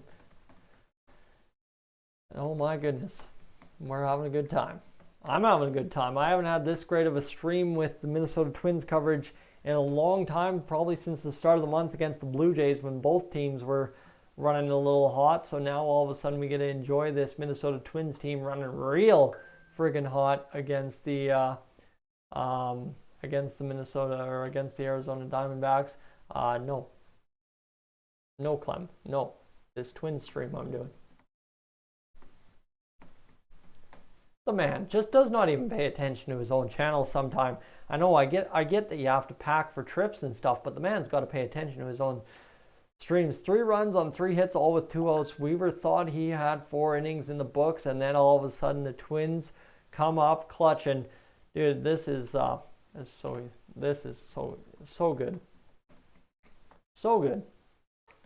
All right, anyway, let's get back to baseball. It's Varsho, Thomas, and Rojas due up top of the order. All in all, we have forgotten about Dylan Bundy.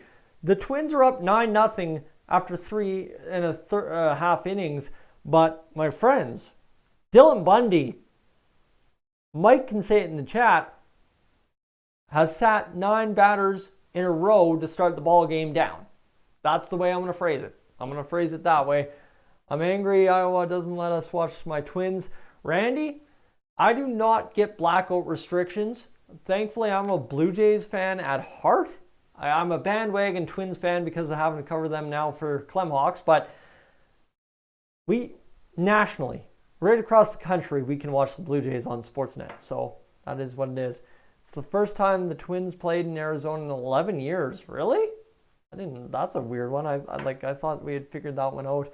Twins smacking it tonight. Yes, anonymous Twins fan, they are. Dylan Bundy smacking it as well on the mound. He sat down 9 straight, and we'd like to see him get the job done here. That's for sure. It's been a rocking good time as a Twins fan this evening, and we'd like it to continue. Obviously, now you're up 9-0. Obviously, what Dylan Bundy does doesn't matter as much.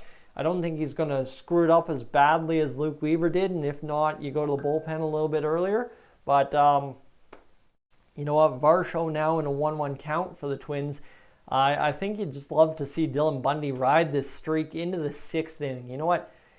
If he's got what he's got going into the 6th inning on whatever 11 pitches an inning, I'd love to see him just taking over the game, enjoy it. Varsho strikes out, so that's Bundy's 2nd strikeout of the game. And what state am I in? I'm up in Canada. I'm up in Alberta, Canada. So this is the fun part. If you don't recognize the accent, I'm up in Alberta, Canada, enjoying a great night of thunderstorms outside. The power hasn't gone out, and there's a lot of hail in the area. But you know what? Dylan Bundy's through 3 1/3 innings, setting 10 batters in a row down. We don't care what's going on. Tell that to the guy with the perfect game. Oh, geez. Oh, no. Oh, no. I did not just read that and say that out loud. The old comments coming back to bite a guy hard, but that's okay. In play. It's in play for Thomas now. And, yep, here we go. Just had to say it, baby. Just had to say it. I know I'm probably like 3 minutes behind the actual game here on the live stream, and by the time you're watching it, it's probably several minutes behind. But it just is what it is here now. And, okay. Yeah. Alec Thomas singles to center. That is what it is there. And there goes the no-no. Oh, no. Oh, no. Just had to read it out loud, didn't I? Ay. That is tough. Dylan Bundy now with 1 batter on, the first batter of the game, 10 games in. Go Twins. Has Buxton hit any home runs? Sean, Buxton is not in the lineup tonight for the Twins, but the Twins have a home run from... Who hit the homer? Was it Gary Sanchez? I was going to say Gio Urshela, but that was just because I knew it started with a G. However, it is a base hit for Alec Thomas that breaks up the perfect game for Dylan Bundy. 3 1/3 innings into the game. What a start from Bundy, and now you just got to go out there and collect yourself and get this one finished off, right? Now get through 6 innings clean in terms of runs allowed and just do the job. Do the dang thing. That's all I'm asking here if you're Dylan Bundy, and I'd love to see him just finish it off and get this job done here through 6 innings. Don't push it any more than it has to go, and just get it going that way. That's all I'm asking here. So far, folks, 11 hours watched on the stream, friends. That is our best watched stream since that stream the other way. Slow bleeder up the middle, hit so soft. Yeah, Sean, I wish I could watch it too, because quite honestly, I'm not even watching. I'm watching the live tracker on sportsnet.ca. I'm literally watching text update in real time. That's how I'm watching the game. Second time through the order, analytics are real. Absolutely, that's the thing, right? Eventually it catches up with you. Very few pitchers nowadays are able to really dominate through 2 turns of the lineup and through into the 3rd turn of the lineup. So for Bundy, the fact that he set the first turn of the lineup down in order, That was the key victory here. And now Rojas gets a ball in play, and that's been the dangerous part so far this game. Unless it's a double play here for Rojas, it's a base hit, if not a double for Rojas, and maybe a home run. Who knows? It is now a little sketchy time here for the Diamondbacks as they're starting to put something together here for the first time all game in the bottom half of the fourth inning, and first time they've sent more than batters to the minimum. And there you go, Rojas singles to center, Thomas to third, and there you go. More runners on the corners, and the first runner in scoring position will be up for Walker, who's 0 for 1 in this ball game. Pretty much everybody that comes up to the plate here until Thomas comes up again will be 0 for in this ball game so far. All right, what do we got going on here, friends? We've got ourselves, the stream is rocking, the views are rocking on Clemhawks this evening, and we're having ourselves a great little stream, that is for sure. And we would like to see this just continue on a little bit longer, right? Get Bundy out of the game with a clean innings pitch, no runs allowed, and just let him enjoy a good night. His ERA is already down to 5.47 on the season, so that's what we're getting going. And what team is batting right now? Right now, it's the Diamondbacks. They got runners on the corners, so that's the big part. Just remember, the Diamondbacks are batting. Can anyone beat the Yanks, Randy? I couldn't tell you there.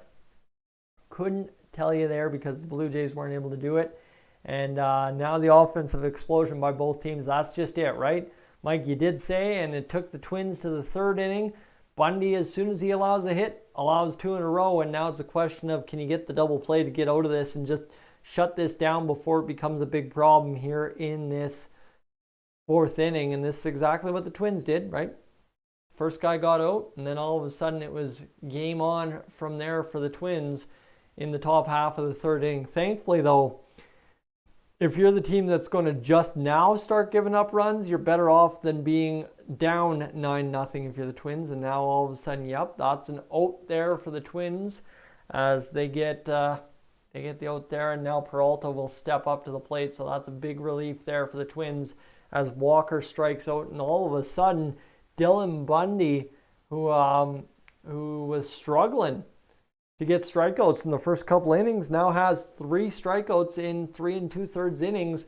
But this is where it fell apart for Luke Weaver last half of the inning, right? He thought he had a game over, get the third out in the inning, and done and dusted, and he'd be good to go. But now it is what it is. But that's the thing, Mike. Yeah, the Twins dominated the starting pitching, but it's yeah,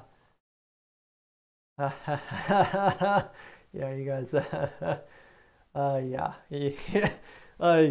Twins fans talking about the New York Yankees. I can't add anything to that. That's a whole level of trauma that I can't even speak to. So I'll let you guys talk amongst yourselves there on that one because I don't even want to open that can of worms. We're enjoying the middle of the season June run here where the Twins are up 9-0 on the Diamondbacks. That's as far as I'm going to try and go because yeah, we just got to try and hope the Twins don't choke in the playoffs. And right now, I'm just going to enjoy the ride. Let the Twins win some ball games for sure. Yeah, the Twins bullpen, right? That's yeah. You guys know that best. I'll let you know that best right there, and I'll let you enjoy it all day because I don't need to comment on the Twins versus the Yankees. It's a story that more or less at this point just writes itself. And a 1-1 count to David Peralta here in the bottom half of the fourth inning. There are still runners on the corners for the Diamondbacks here who are trying to rally from being down 9-0. That's the tough part here. The Diamondbacks, they fell behind early because of bad starting pitching, which was intended to go both ways for both teams tonight. And now a swinging strike from Peralta will set up a 1-2 count and potentially a nice inning-ending go for here. And Padres won, please tell me. Let me see if I can figure that one out here. I'll tell you after the end of the inning here, as I've still got the unrefreshed score from that game. So just give me a second here.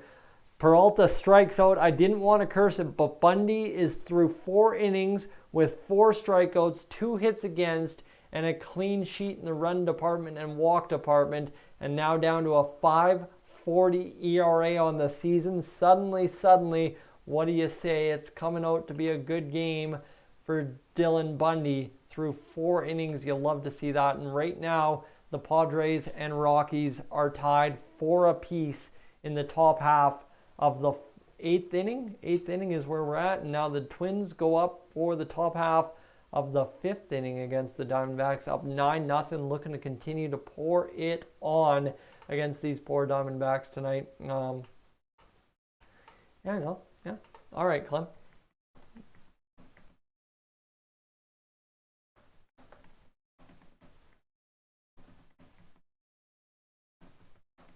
There we go. Perfect. Tell Clem that's what's up, and away we good go. Bundy on fire. What the curve? Okay, you see, that's the thing too. I can't really see what pitches they're throwing, so that's the only disadvantage I really have. Is that for sure? And Randy, I don't know why that held that, but I'll let that go there. I'm laughing at that. So there we go. Let's enjoy it. So here we go. It is going to be the Twins. Sanchez, Larnach, and Jeffers up. They are a combined 1 for 6 in this ball game, but have produced a combined 2 runs together because Sanchez hit the 2-run homer in this one. Still better watching them this year than last, that's for sure. And Mike's got his dual monitors going. That's normally what I have. Oh, what the heck am I doing? My friends, hold up a moment. I gotta have the dual monitors going here. Guy just doesn't even realize what he's doing. Dang it, Tyson. Come on, Yak. Get this poop in a group here. Get your poop in a group, Yak. Sanchez due up here in the top half of the 5th. I don't know if they're going to keep Smith out there. Looks like that might be the one thing that's holding up this inning is from starting is the fact that we don't have a starting or a pitcher out there to throw balls yet for the Diamondbacks. But there we go. Due up in the top half of the 5th. It is Sanchez and them. There we go. Now I got it going. There we go, Sean. Or Randy getting another beer. I like it. That's what we're here for on a Friday night, is sitting back, enjoying some bevies and getting it going. So here we go. Clem, what do we got? Yeah, there we go. Clem's going to just get it going. And yeah, we're going to rock and roll now. I think we're good to go. What did I do? I think I exited out of the scoreboard. So let me go back to the top half of the 5th. Smith is going to continue to pitch for the Twins here. Oh, that's why I couldn't see it. Okay, that's why I couldn't see it. Because it's over on this screen. Okay. And I need to zoom out. Oh, no. Okay. Apparently that's going to do that over there. Sure. So it's a 2-0 count to Gary Sanchez here to begin the top half of the 5th inning. This is, I don't like this. I don't like this stall. I think I could actually do this better. I think I could bring this over. So Sanchez, what did he do? Looks like he might have gotten on base. He walked on 4 pitches. Okay, that's even better. So I'm going to bring this back to my main laptop screen. I'm going to bring the live stream over here so I can watch it up here. And that should set me up for success, especially after seeing them in 2019 with our winning team. Hopefully win the series by taking them tomorrow for sure. And I said Friday night, didn't I? Yeah, I think I did. You guys will learn pretty quick that I goof that kind of stuff up pretty easy. But here we go. Let's go. The Twins now find themselves with Larnach up to the dish. Sanchez takes the walk. You'll like to see it going. And now let's see if we can't get it going here for the Twins. 1-1 count to Larnach. I screwed with my entire flow here. By screwing around with setup, I have screwed with my entire flow. That's all right. We'll manage. And oof. I don't even have to say that. I just have to comment. If you're looking at the chat right now, the chat's turning into a pretty good time. I'm enjoying the banter. And let's see here, top of the 5th, man at first for Larnach. And let's see what we can't get going here.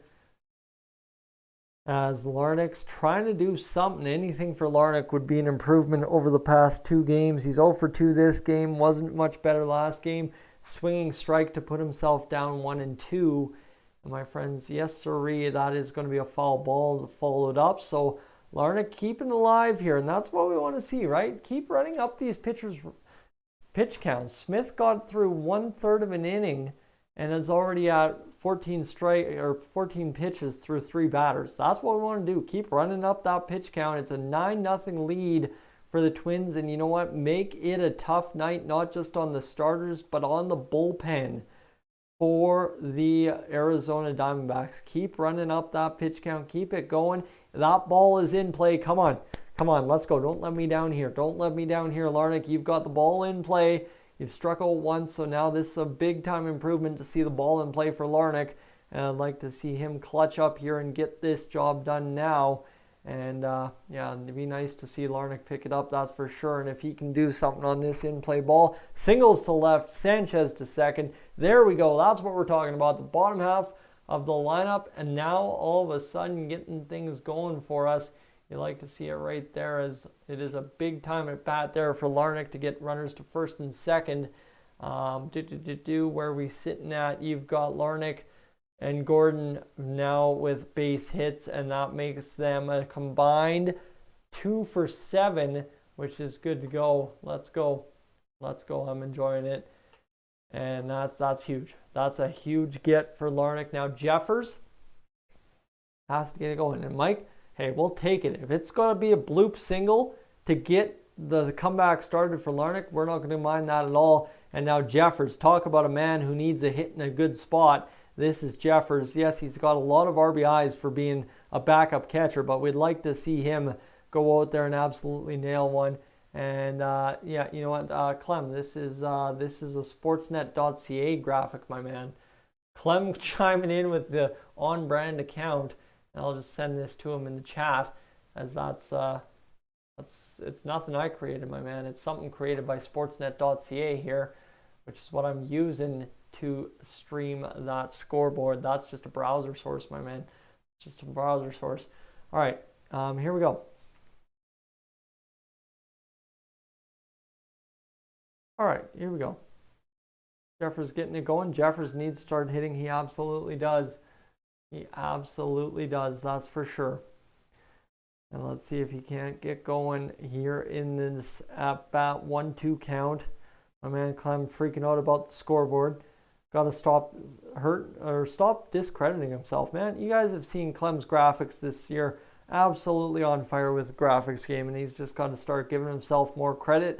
I don't know if he needs a couple of comments just coming in clutch and saying like, your graphics are sick, so to you guys watching the comments right now, maybe tune on into the post game tonight and pump Clem's tires. Just saying that wouldn't be a bad time at all. But here we go, ball 2 to Jeffers, who's now in a 2-2 count. And of course, you know what I did? I pet the cat on my way upstairs. Now I touch my nose and instantly itchy. Of course, that's the way it goes. Cat allergies are one heck of a trip, my friends. 2-2 count here to Jeffers, who's battling Smith, and now Smith's throwing 21 pitches here in this, well, he's gotten 1 out. It's a swinging strike, so it's a strikeout of Jeffers. Yeah, I guess they're going to call that. They were like 3-3, and now it's 1 out. Jeffers is now 0 for 3 in this game. Okay, there you go. So Nick Gordon is going to come up to the dish, 1 for 2. With a strikeout as well. The Twins are striking out a little bit this game. That's not a problem necessarily. But Nick Gordon now, who rally started last time Jeffers struck out, it just updated that. The live tracker, baby. The live tracker is having a hard go in the top half of the 5th inning. That's fine, because Gordon and Arise, the exact guys you want to have up with these 2 men on at first and second. And this is what I love about this graphic. It tells me exactly when and where guys are and how it is. Taking strike for Nick Gordon. I wish I could show you the full screen, because if I could figure a way to put myself in the corner and give you the full screen more properly, I would. But yeah, right now, Clem, you would be correct. Jeffers is the only one without a hit in this ball game. And I'm going to let Clem chime in on the chat there, and I'm just going to get it going. Let's get this going. I bet Padres to win over Raquel. Bad call. Never bet on the Padres. That's like never bet on the Blue Jays, never bet on the Padres. That's what I've learned in baseball. Nick Gordon, a 1-1 count here. And Jeffers is the only Twin. Yeah, guys, I would love to see him do something. But that's 3 trips around the lineup that he hasn't done it. Smith now simply going. But here we go. Swinging strike followed by an in-play ball for Nick Gordon. Come on, baby. Let's go, Nick. Let's get it going here. Let's get this one in play. Cash in a run or two. It hasn't updated the score, so I don't think it's a run. But, yeah. Don't think it's a run for the Twins, but it's going to be a single for Nick Gordon to right. It's Gary Sanchez, of course, the lead runner, so he stops up at third. And how about this? For the second time in what a week, Luis Arraez steps up with the bases loaded in a blow-it-open game with a chance to do, well, that round trooper thing that he did a couple of nights ago. And Clem, what's the odds here? Are we throwing down 2-1 that, okay, never mind. Hold up. They want Arraez to keep that batting streak going this game, so they're going to end up throwing in Gilberto Celestino to bat here. All right, game on. Arraez was due to come up, and instead it's going to be Celestino who comes up in place of Arraez. Interesting move there by Rocco Baldelli, but I get it. I understand it. It is what it is, and Celestino will be the man going for here. All right, game on. It's Celestino. It took a second update, but Celestino's pinch hitting for the Twins with the bases loaded. He's batting .321 himself. Give the man some credit. If he hits a home run here, he's got 9 RBIs on the season and batting like .325. He's having a heck of a year himself. Don't mind me at all. And why is Arraez out? I'm not sure why Arraez is out, but I think it's one of those things. Either he's injured or unless you guys are seeing something in the dugout that I can't see on the live tracker, just protecting a guy that's been doing very well. It's up 9-0 in a ball game. Give a guy a green light spot to just go out there and swing for the fences if you're Celestino, and you're up 9-0 halfway through a ball game. You might as well start monkeying around a little bit and trying to get some guys more at bats, right? Celestino came out last game. Now he gets to pinch hit this game. It is what it is. And, ooh, baby, I think Celestino struck out. Yeah, right there. That's what I was going to say. I was just waiting. I saw the comment and the red flag at the same time. So Celestino strikes out, and that will give us 2 outs. And no, I'm not close to Thunder Bay, Ontario. Not in the least, because I don't want that. They've been having some active weather down there in Ontario here the past couple of weeks. I don't want any of that. And of course, it's very hot out there. So Smith's all of a sudden come out of the bullpen and pitching all right. He got out of the jam there for Weaver, where we could have tacked on the 10th run of the game, and now Carlos Correa in a 0-2 count here against Weaver, who has 2 strikeouts in an inning pitched. 15 viewers on the stream, and Tyson is powering down here, folks, but we're going to battle through as my eyes just all of a sudden got itchy here in this top half of the 5th. I have to go up and fill up my water right away here, but we are sitting here going here for what has been an interesting game for the Twins, that is for sure. Carlos Correa now in a 1-2 count against Weaver. I'm liking what I'm seeing, against Smith. I'm going to screw that up all night, aren't I? I'm just going to be messing that one around the entire friggin' time. That's fine. We'll battle through and make things happen tonight. As Correa, I'd love to see him cash a runner here, right? Correa's 2 for 3 with an RBI, but instead he grounds out to Perdomo, and that will do it for the top half of the 5th inning. The Twins failed to tack on a run, but they get 12 hits up on the game, and away we go. I don't know where we're going. I don't know if I want to ask, honestly saying. But Luis Arraez out of the ball game now, batting .363 on the season. Can't complain about that. Celestino batting .318 now. Correa batting .301 after his 2 hits, and of course grounding out there. Would have liked to see him get something more going. Urshela's up to .262. Kirilov, just about messed up again, Mike, up to .182 on the season. Sanchez up to .227 following his walk. Larnach up to .236. Jeffers all the way down to .177. And Nick Gordon at .263 now, right there. So, there you go. Is what it is now for the for the Minnesota Twins headed into the bottom half of the 5th inning, where you got to see what happens with Dylan Bundy. Is he going to get out of the bottom half of the 4th clean and really get things going, or is he going to maybe struggle a little bit finally for the first time all ball game? That's the interesting thing that only time will tell now, in a matter of moments. All right, pump Clem's tires a little bit, I think. I think that's what I'm trying to do there, because he very well could do that.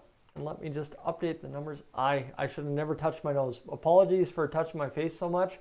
It is just those cat allergies are just eating me alive right now. And folks, another thing eating me alive, we have 15.3 hours watched on the stream right now. Let's get this going. Let's get this going. Right on. Mid-5th, and we are halfway through a ball game. Can we clutch up and get the big old number 30 in watch hours? That'd be solid. A little 30-hour watch stream, not bad at all, as we're just killing time. Kennedy, Smith, and Kelly, a different Smith, not the Smith pitching, the Smith batting as the DH tonight, will be the due-up run of the lineup here now. What did you do? I'm telling you, you could do, my man. You could make that. You could make that scoreboard so easy. I'm telling you. Buddy Kennedy, though, will be the batter against Dylan Bundy, who has so far got him down in an 0-2 count. Bundy has only thrown 51 pitches through 4 innings. The guy is absolutely lighting it up here for the Minnesota Twins in this ball game, and we're hoping for the best here for Bundy, who's looking to get back into the regular realm of an ERA. Even getting down below 5.25 would be an outstanding accomplishment if you are Dylan Bundy tonight. But it looks like this ball is in play, and this is where the danger zone stuff is about to happen for Dylan Bundy. Is this one Buddy Kennedy in play? He got on base last time. Hopefully Bundy can chew some innings with Archer going tomorrow. That's the thing, right? Is either the Twins pitching is going to start figuring it out this week, or it's going to be an interesting go. But however, that's just it.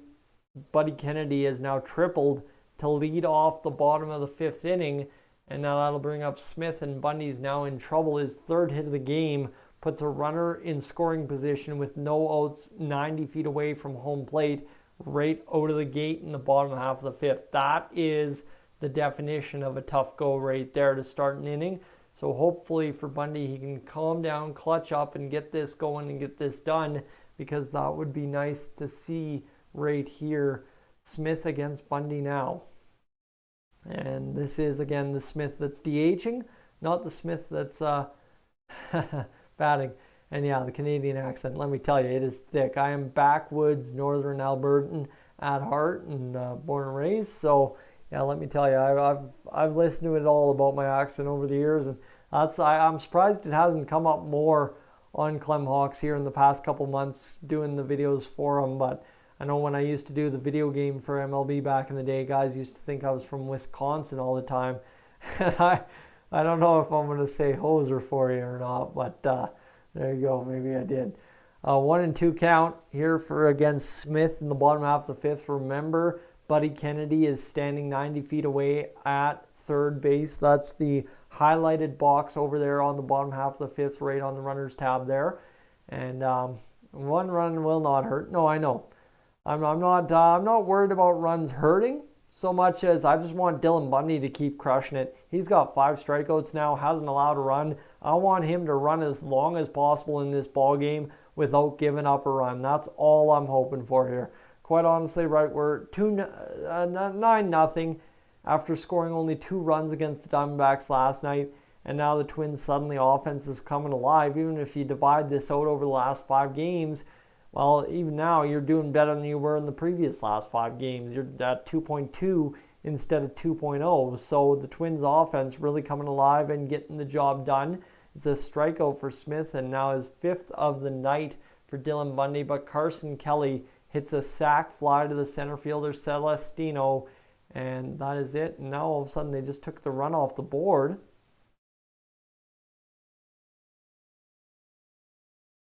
What? What? They literally just took the run off the board. They called it a sac fly on the live tracker, and then they took the run off the board on me here. Is it 1-0 or is it... Yeah, okay, it's 1-0. Sure. Perdomo will be batting 2 outs after Kelly's sac flies to center field. Sure. This live tracker is a mess, man. This Sportsnet live tracker. I live and die by it sometimes, but yeah, it was a little bit of a mess. So it's only 1 run for the Arizona Diamondbacks against Dylan Bundy, who will see his ERA inflate where? Where does his ERA go to? His ERA goes up to 5.51. I'm living with that. Like I said, I just want him to be below 5.45 by the end of the night, and he trades a run for an out. The second out of the inning, I don't mind that at all. And Mike, you know as well as I do, that scoreboard there will flash home run as soon as it's home run. So thankfully we didn't see that. It's an 0-2 count to Perdomo now. And come on, Bundy, let's settle down and get this done and get ourselves an out here. Arise, Scott, I'm not sure what happened to Arise. As far as I gather, he was just pinch hit for because it was just time to get him out of the game before he gets injured or anything. He might be injured. I frankly don't know. I'm just watching the live tracker. Anyone who's watching the game in the chat there, guys, if you could let them know, that'd be appreciated. It's 1-2 to Perdomo now. 2 outs here in the bottom half of the 5th inning for the Minnesota Twins, who are up 9-1 right now. Absolutely crushing it. Loving to watch this effort from the Twins this game, that's for sure. And now all of a sudden we've crossed over 104 views on the stream. Folks, we are having one heck of an evening here on Clemhawks, and thank you for being a big part of it. If you're new to the channel and want to consider hitting that subscribe button, I'd greatly appreciate that. Just wait till a man that actually watches these games starts talking to you. Clem knows a lot about the Twins, has covered the Twins for several years here on YouTube, and I'd be grateful to have you check him out on his post game tonight. Hopefully just giving him a rest. He started quite a few games in a row. Yeah, that's the big thing, right? That's where I thought it came to. It's 9-0, bases are loaded. Why not give somebody with a matchup advantage a chance to pinch hit? And that's Celestino in this case. Didn't do anything with it, but it's all good. And I think it's just because it was blowout, exactly. And I wonder if you get Byron Buxton in the next instance where it's a chance to pinch hit. Not necessarily saying you want to add on to the score, but just to give Buxton, he's not batting the best, right? Perdomo just grounded out, so we've got 3 outs in the inning, and there you go. You've got yourself a 9-1 ball game after 5 innings. But for Buxton, it would be nice to go out there and just have an easy at bat, maybe against a weaker bullpen arm who's coming out of the bullpen in a bad situation down 9-1. And for Bundy now down to a 5.47 ERA on the season. Smith's at a 5.28, and he's been pitching well for the Diamondbacks in this one. But it's Luke Weaver who comes in and just gets blown out by the Minnesota Twins. 9 earned runs. His ERA balloons to 13.50 on the season. And at the end of 5, we'll see Kepler, Urshela, and Kirilov due up in the top half of the 6th inning, my friends. One last check here before we get into the top half of the 6th of how the watch time on the stream is doing. I'm just basically updating this in case Clem is still watching, so as you can kind of see the impact of this live stream. 17 hours watched on the live stream this evening. Friends, thank you so much. That is huge. That is massive. We are going to have one heck of a crazy day on Clemhawks. We're guaranteed to be over 25 hours today, and I'd love to see if we could push 30, 35 by the end of this ball game. Wow, what a day. All right, game on. Message sent to Clem. And, well, you know what? We're going to take a second here. I think we're going to have a little pause in the action here. So I'm going to throw this over to you and talk about, right, I'm talking about being from Canada, talking about the Canadian accent, joking about it, all that. I'd like to throw this over to you on the chat where we would like to get going here. Morneau, right, former Twins legend, Justin Morneau, inducted into the Canadian Baseball Hall of Fame.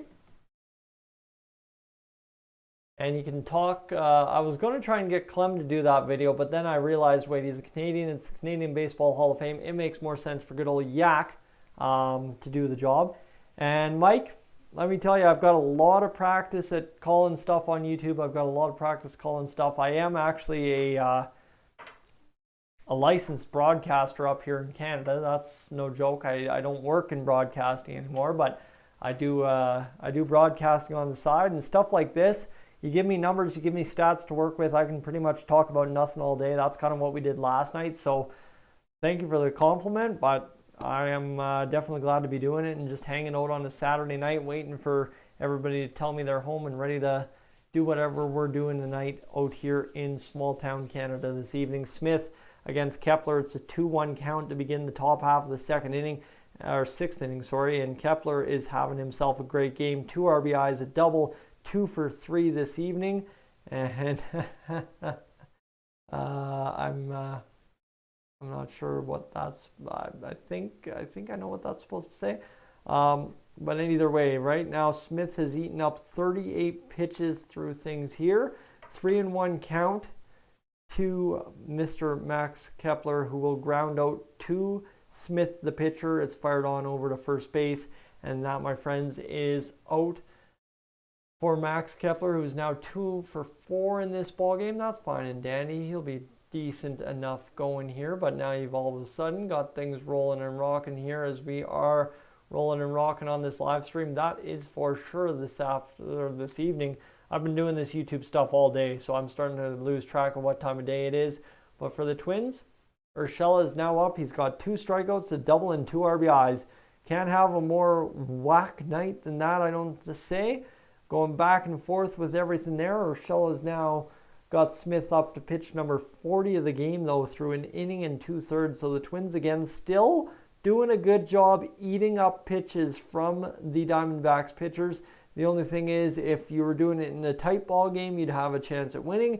Right now, you're just tiring out, maybe, hopefully, making them work a little bit more. If you get into the bullpen tomorrow, making sure Smith's not an option, and the next guy out of the pen isn't an option tomorrow either. Other than that, everyone's going to be available, and you just have to grind with it. Hopefully get into the same situation you're in now and just keep working with it if you're the Minnesota Twins. All right, Gio Urshela in a 2-0 count.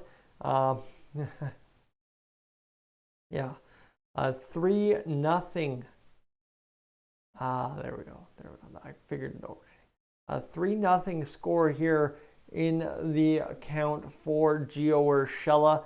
1 for 3 this evening. That's the big thing. Like I said, he's had an up and down night, 2 strikeouts to begin things, and then things going the other way with that double last time around. But now a 3-2 count. And Smith is getting the job done here. Smith has just been pitching a gem, walking out of the bullpen into a bad situation for the Arizona Diamondbacks. And I mean, that was Tyler Thornburg last night for the Minnesota Twins, coming out and pitching a gem through 2 2/3 innings, and then Tyler Duffy came and got the job done. And please, over 16.5, Ishmael. I don't know if betting over 16.5 was a thing, but if you did, my goodness, I can't imagine that wouldn't be a bad payout. So Urshela here in a 3-2 count, looking for a result here. This would be with Kirilov on deck. A chance to either get 2 outs if you're Smith, or Urshela a chance to get on bag. Either way, one of the two wouldn't be a bad result for this game. Either zip it along or get the job done. However, Urshela will take the walk.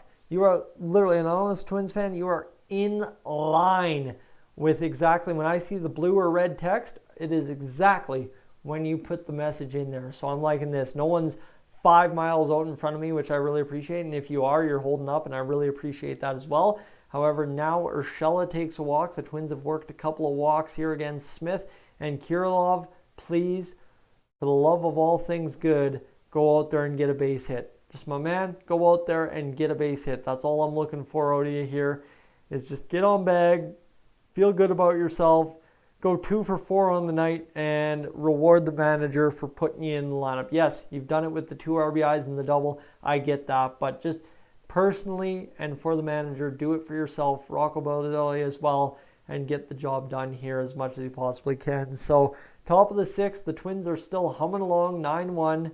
Right, sucks to see that Bundy gave up a run, but hey, you know what? For Bundy, he's been having a great game. He's not that many more pitches over what Smith's thrown in an inning and 2/3, realistically. So, keep it going if you are Baldelli and Bundy, and hopefully the Twins offense keeps just rolling and making the other team pitch. And there we go. It's in play for Kirilov. It's in play for Kirilov. Come on, baby. Oh, come on. Line up that home run graphic that happens when there's a home run for the Twins. Let's go. Let's go. In play for Kirilov. It's in play for a while now. All of a sudden, that one's lighting up. Please don't be an out, whatever it is. Please don't be a double play. And looks like Gary Sanchez will come up to the plate here in this top half of the fourth. It's Kirilov who flies out to the left fielder Peralta. That's an all right result. I can live with that. And it's Gary Sanchez with a walk, a home run, and 2 RBIs, a 1-for-2 batting line in this ball game, who will come up to the dish for the Twins now. Okay, all right, game on. Game on now for the Twins, and we are 3 views away from doing 2 views a minute here on Clemhawks this hour. It's been a long time since we last did that, so I'd like to hopefully see that come up clutch here if we can. And 190 on the stream as well. That's not a bad evening at all. All right, so Sanchez 1-0 count with, of course, Urshela at first. Sanchez 1 homer on the night. He's had a good season so far. I think he's up over 30 RBIs now. Taken strike to make it 1-1, and Smith through 2 innings pitched. He's trying to get through 2 1/3. Will have plus 50 pitches thrown, and that's a good working effort from the Minnesota Twins to get the job done against a bullpen arm of the Diamondbacks, who was meant to go out there and eat innings, and the Twins are trying to make it as virtually impossible for him as be. But you know what? Smith's done his job. 2 hits, 2 walks. Yeah, the Twins offense kept coming, but he's made some pitches when it counts and gotten them out when it matters. And you know what? He's also got 2 Ks, so he's kind of done 2 of everything in 2 innings pitched. And that's not a bad situation other than runs. He hasn't allowed 2 runs, so the more you know. All right. Foul ball for Gary Sanchez. A 1-2 count here, 53 pitches deep for Smith now. And I think, friends, I am... I think I am falling asleep here, so I think we're going to finish off this top half of the 6th inning as Gary Sanchez strikes out to end the inning. And folks, that's where I'm going to can it for now. I can already feel it ain't going to get better from here. Thank you so much for tuning in this evening. Really appreciate you guys being along for the ride. It's been a blast to be doing this live stream, but I'm going to tune out now, go grab myself a tea, and hopefully perk up for the post-game review. See what happens there, and we'll talk things over in the post-game if Clem doesn't have one up. I'm Yak. This is Clemhawks. Thanks so much for tuning in, folks. You've been phenomenal tonight. Appreciate it. Make sure to go check out some other videos while you wait for the ball game to resume. I'm up on out of here.